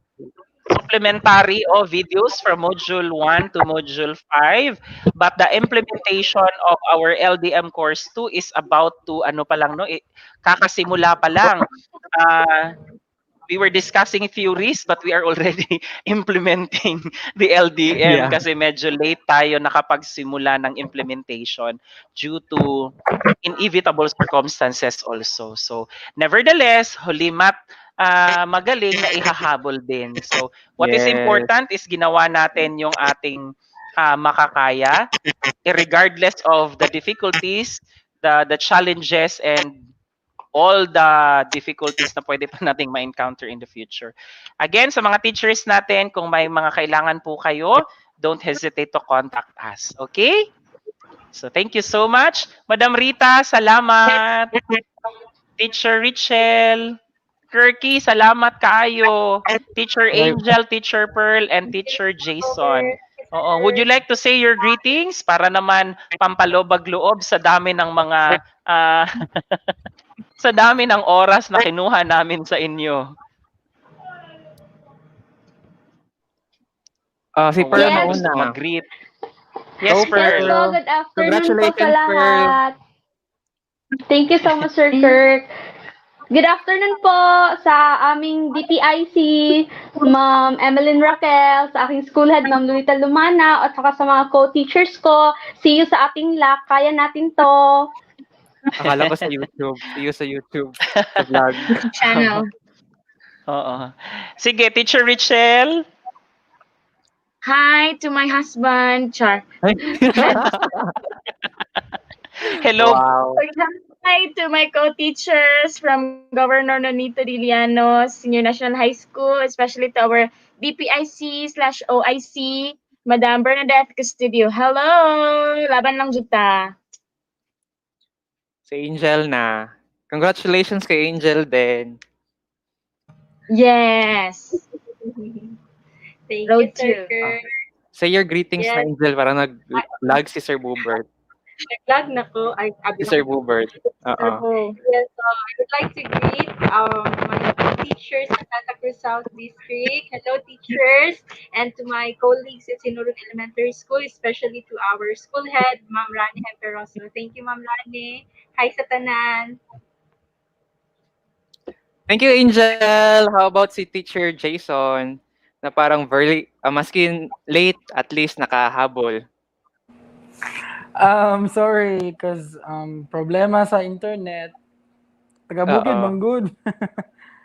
Sige lang. Well, thank you everyone. Thanks for the opportunity. Till next time. Ayun lang. Ay, congratulations din and best wishes, Sir Jason. Oh, no. Parang nawala na si Sir Bobot tsaka si Madam Rita. So ako na lang Kasi natira. brown out po sa kanila. Okay. So parang ako na lang ang mag-close Oo. nito. So thank you so much sa ating mga... yes, Pearl?